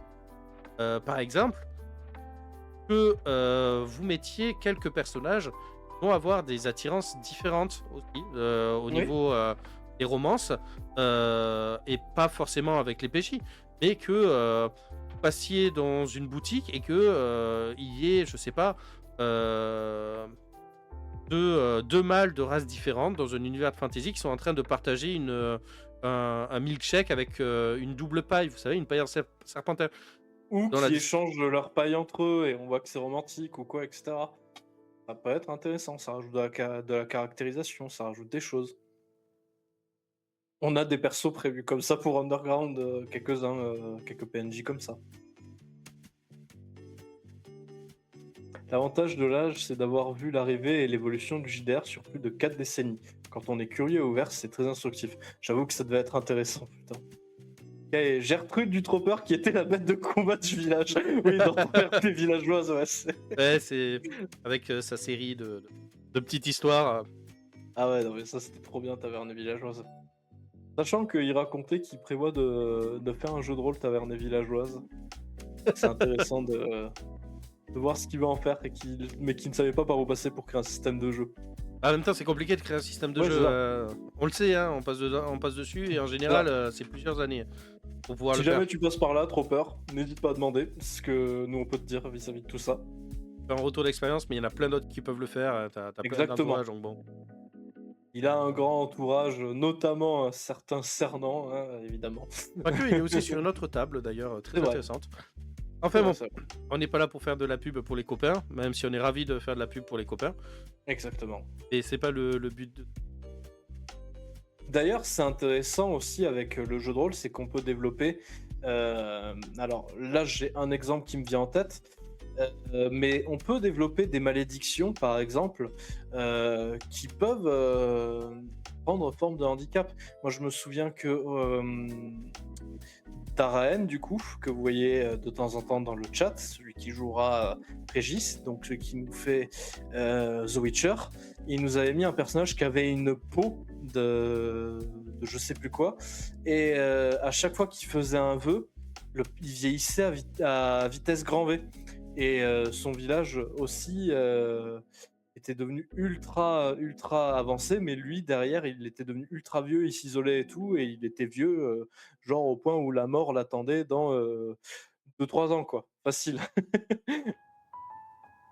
Et ça peut être une façon de voir le handicap. Ou jouer un personnage immortel, ça peut être vu comme un handicap des fois aussi. Où le gars, il voit potentiellement sa vie défiler, il voit ses proches partir petit à petit, il souffre de cette situation, mais il ne peut pas mourir, il ne peut pas s'arrêter de vivre. Vous pouvez le développer en tant que handicap, ça. Comme d'habitude, inspirez-vous des œuvres aussi. Ouais, par exemple, le traitement de la vieillesse, de l'âge, de l'immortalité dans Freeman est très intéressant. Oui, tout à Très fait. intéressant de regarder comment il est traité, comment ces personnes, dans le temps, n'a pas de prise sur eux, voient le passage de ce dernier. C'est pas mal. Pour avoir joué un personnage qui n'était pas immortel, mais qui était très très très âgé, c'était aussi rigolo Oui. de côtoyer de côtoyer des races qui vivaient beaucoup, quand même, qui pouvaient vivre assez âgés, genre 200 ans. Et pour mon personnage, que ce soit la même chose qu'un sanglier, quoi, en soi. C'est ça. Pas de différence hein, entre 10 et 200 ans, pas de différence. Hein. Enfin, entre 50 et 200 ans, il n'y a pas de différence. Hein. C'est vrai que moi je me souviens d'un mec sur TikTok qui avait décrit une scène, le fait de parler de personnes qui n'ont pas la même emprise sur le temps à cause de leur race ou espèce, où t'as un vieux druide qui dit au revoir à une personne âgée qui revient voir son groupe et qui lui fait c'est qui cette personne à qui tu allais dire au revoir. Et le gars, alors qu'il a l'apparence de 20 ans, il fait je viens de dire au revoir à mon fils. Et voilà, vous pouvez créer des scènes touchantes aussi, des personnes qui souffrent d'un mal lié au fait qu'ils ne lisent jamais, ou comme on disait, les malédictions, c'est génial. Les loups-garous, vous pouvez en faire une forme de handicap aussi, c'est très intéressant. Le fait que le gars ait une transformation qui le rend ultra violent et agressif qu'il ne contrôle pas, vous pouvez en faire quelque chose. Et c'est intéressant de voir comment inclure un personnage comme ça dans le groupe, justement. Vous n'êtes pas obligé de faire des loups aussi. C'est bien. Oui, Genre une belette garou. exactement. Ou un orc garou. Avoue que ça ferait peur. Hein. Ça fait peur, ça fait très très peur. L'important, c'est qu'il faut que ce soit un mammifère. Genre une baleine garou, c'est possible. La fourmi garou, ouais, moi. Bah moi, parce que ce n'est pas un mammifère en plus. C'est un peu plus compliqué. Mais en effet, Ouais, t'imagines une n'hésitez fourmi, pas à- une fourmi taille humaine capable de soulever le même poids proportionnel qu'une fourmi. T'as un mode le truc qui te soulève un village littéralement. Ouais, ouais. C'est une tarasque quoi à ce niveau-là. Maggie, oui, imagine une armée de fourmis garous. T'es mort. Eh ben, c'est un Imagine truc une armée de que- fourmis garou, une armée de fourmis qui se transforme en mini-humain. une armée de fourmis qui se transforme en garou le chanteur. Effrayant.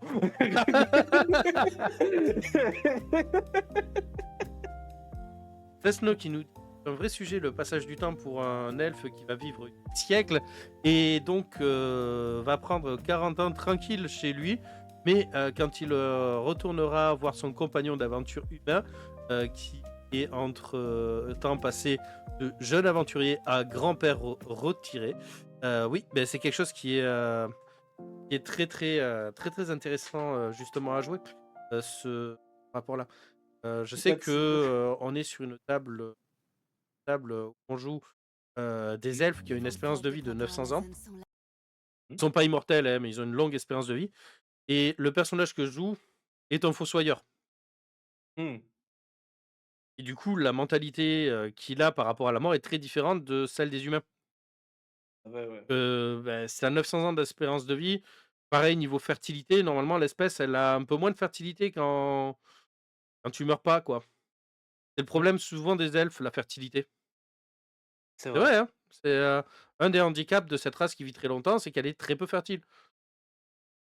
D'ailleurs, c'est très intéressant à développer ça aussi comme axe de scénarisation pour des personnages. Faire un personnage qui rêve d'être parent, mais qui est infertile, ça peut être très, très intéressant à développer. Oui. Mathilde, j'ai déjà vu sur une table de JDR un mammouth garou. C'était quelle table d'après vous? La table de This Guy. Pardon, Voilà, This Guy. moi. C'est moi qui ai mis en face de mes joueurs un mammouth garou. Boss qui, dès qu'ils ont appris ce que c'était, ça les a terrifiés sur le moment. On l'a tabassé. Mais vous l'avez dégommé, un truc de ouf. Comme la plupart des boss de cet arc, vraiment. Ouais. Il n'y a que 2-3 où ça a été difficile pour le coup, mais Oh, le lancer de cailloux contre. Là. je m'en remettrai jamais. Oh, c'est ton tour, tu fais quoi? Je lance un caillou. Sûr. Oui. Réussite critique. Réussite critique. Ah! Ah. Mais bon.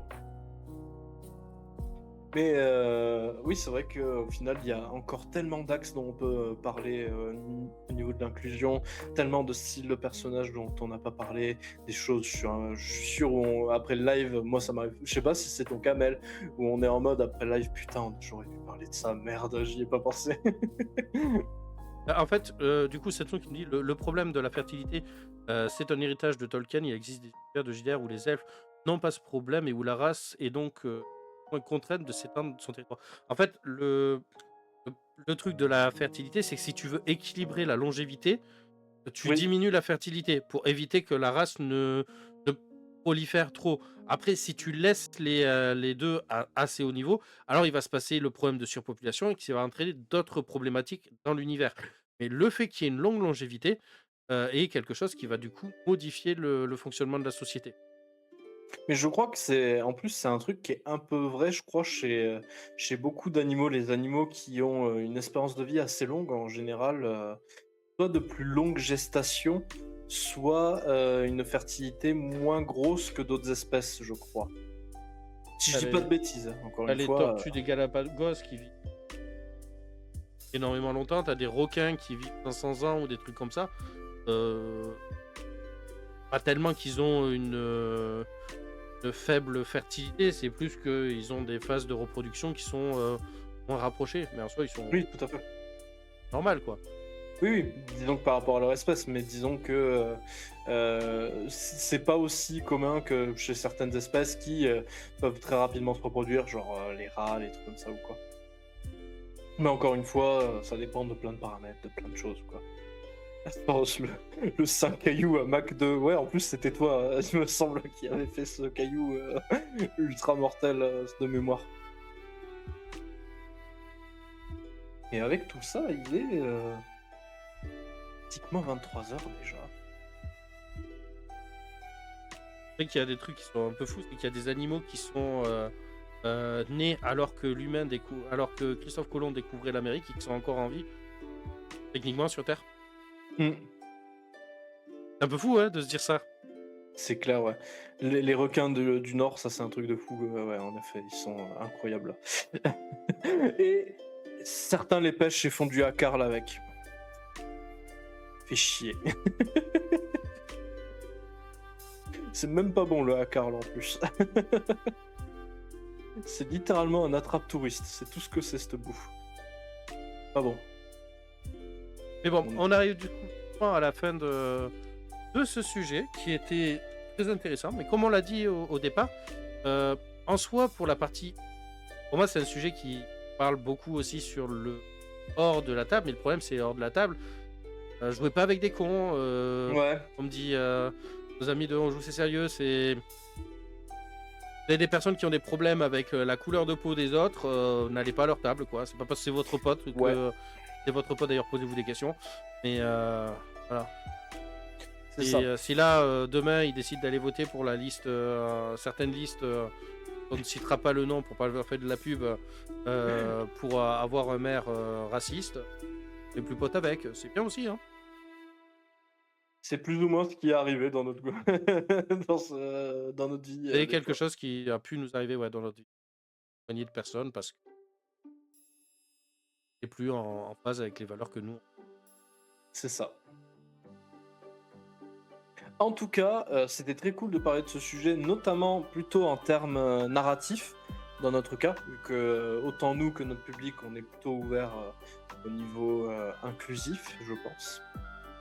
Et c'était, très intéressant de voir qu'est-ce qu'on peut faire, de vous parler de nous, notre vision aussi, qu'on a de l'inclusion, que ce soit, du handicap, de la sexualité ou, de la nationalité. C'est quelque chose qui nous a, beaucoup plu.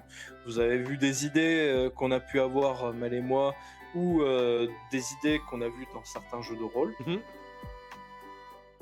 Globalement, comme dit Kay, en conclusion, l'inclusion JDR, bah, ça dépend des gens et des matériaux de base, et c'est vrai. Donc, encore une fois, on le dira jamais assez, vous pouvez inclure du racisme, de la xénophobie ou quoi dans vos histoires.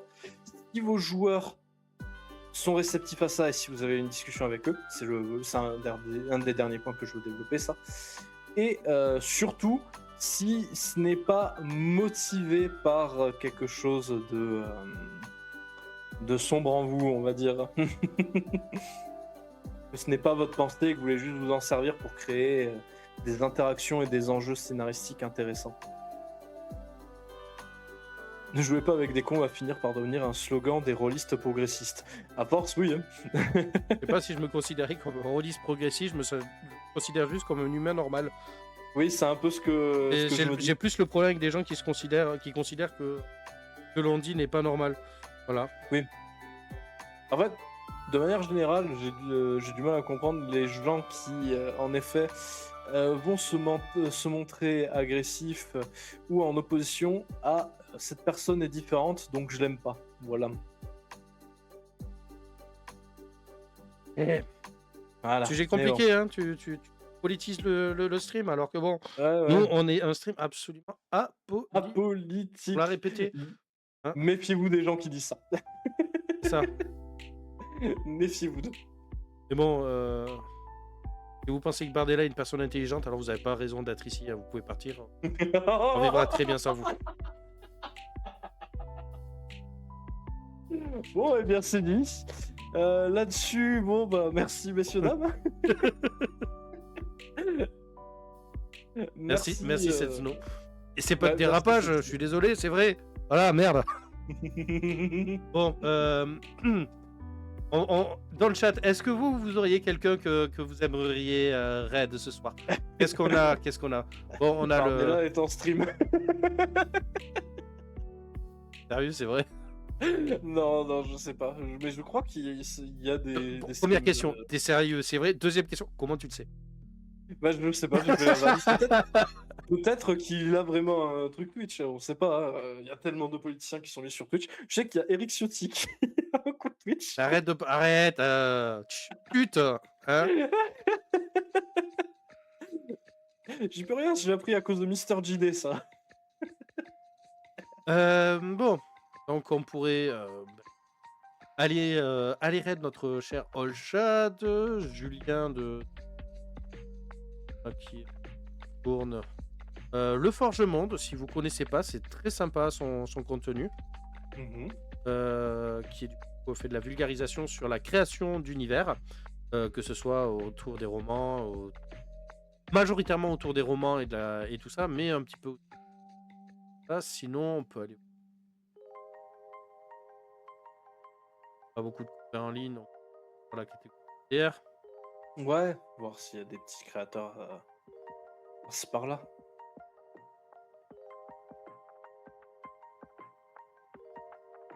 Ouais, comme souvent le samedi, en effet, la trilogie, c'est DLT, Olchad et Julien, globalement. Tu sais quoi? Je vais vous envoyer Faustea. Faustea, ok. Vous connaissez pas Faustea? Eh bien, ça sera l'occasion de découvrir. Alors, c'est pas une petite créatrice de contenu, hein, elle a quand même commence à avoir une très bonne contenu et parle de Tolkien de manière générale. Voilà, ça joue oui, à... du coup, je vois qui c'est maintenant. Ça joue à Blueprints, donc c'est un très bon jeu aussi. Donc, on vous envoie chez elle. Voilà, donc je vous propose d'aller rejoindre contenu. Histoire de vous faire découvrir un petit peu une nouvelle créature. Ouais. Là, le raid est prêt. Sur ce, gros bisous à vous. Bonne soirée. Merci encore une fois. Reposez-vous bien, profitez de votre dimanche. Et nous, on se retrouve mercredi soir pour de l'écriture d'univers. Mercredi dernier, j'avais pas forcément la force de le faire. Je préférais faire un truc où pas la caméra comme le dit. Pardon. Mais mercredi prochain, on essaie d'avancer sur une nouvelle région. Ouais. Après la région des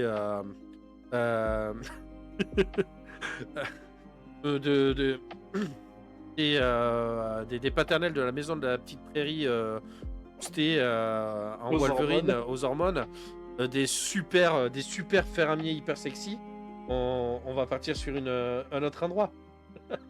Et est-ce que samedi on se ferait pas un live création de bestiaire avec le chat samedi prochain? Est-ce que le chat samedi prochain vous êtes intéressé pour qu'on fasse de la création de bestiaire Pour Underground. Et oui, soyez là. Ouais, c'est ça. En tout cas, À bientôt tout le monde. Bonne soirée à tous. Merci beaucoup. Bye bye. Bonne soirée. Bye.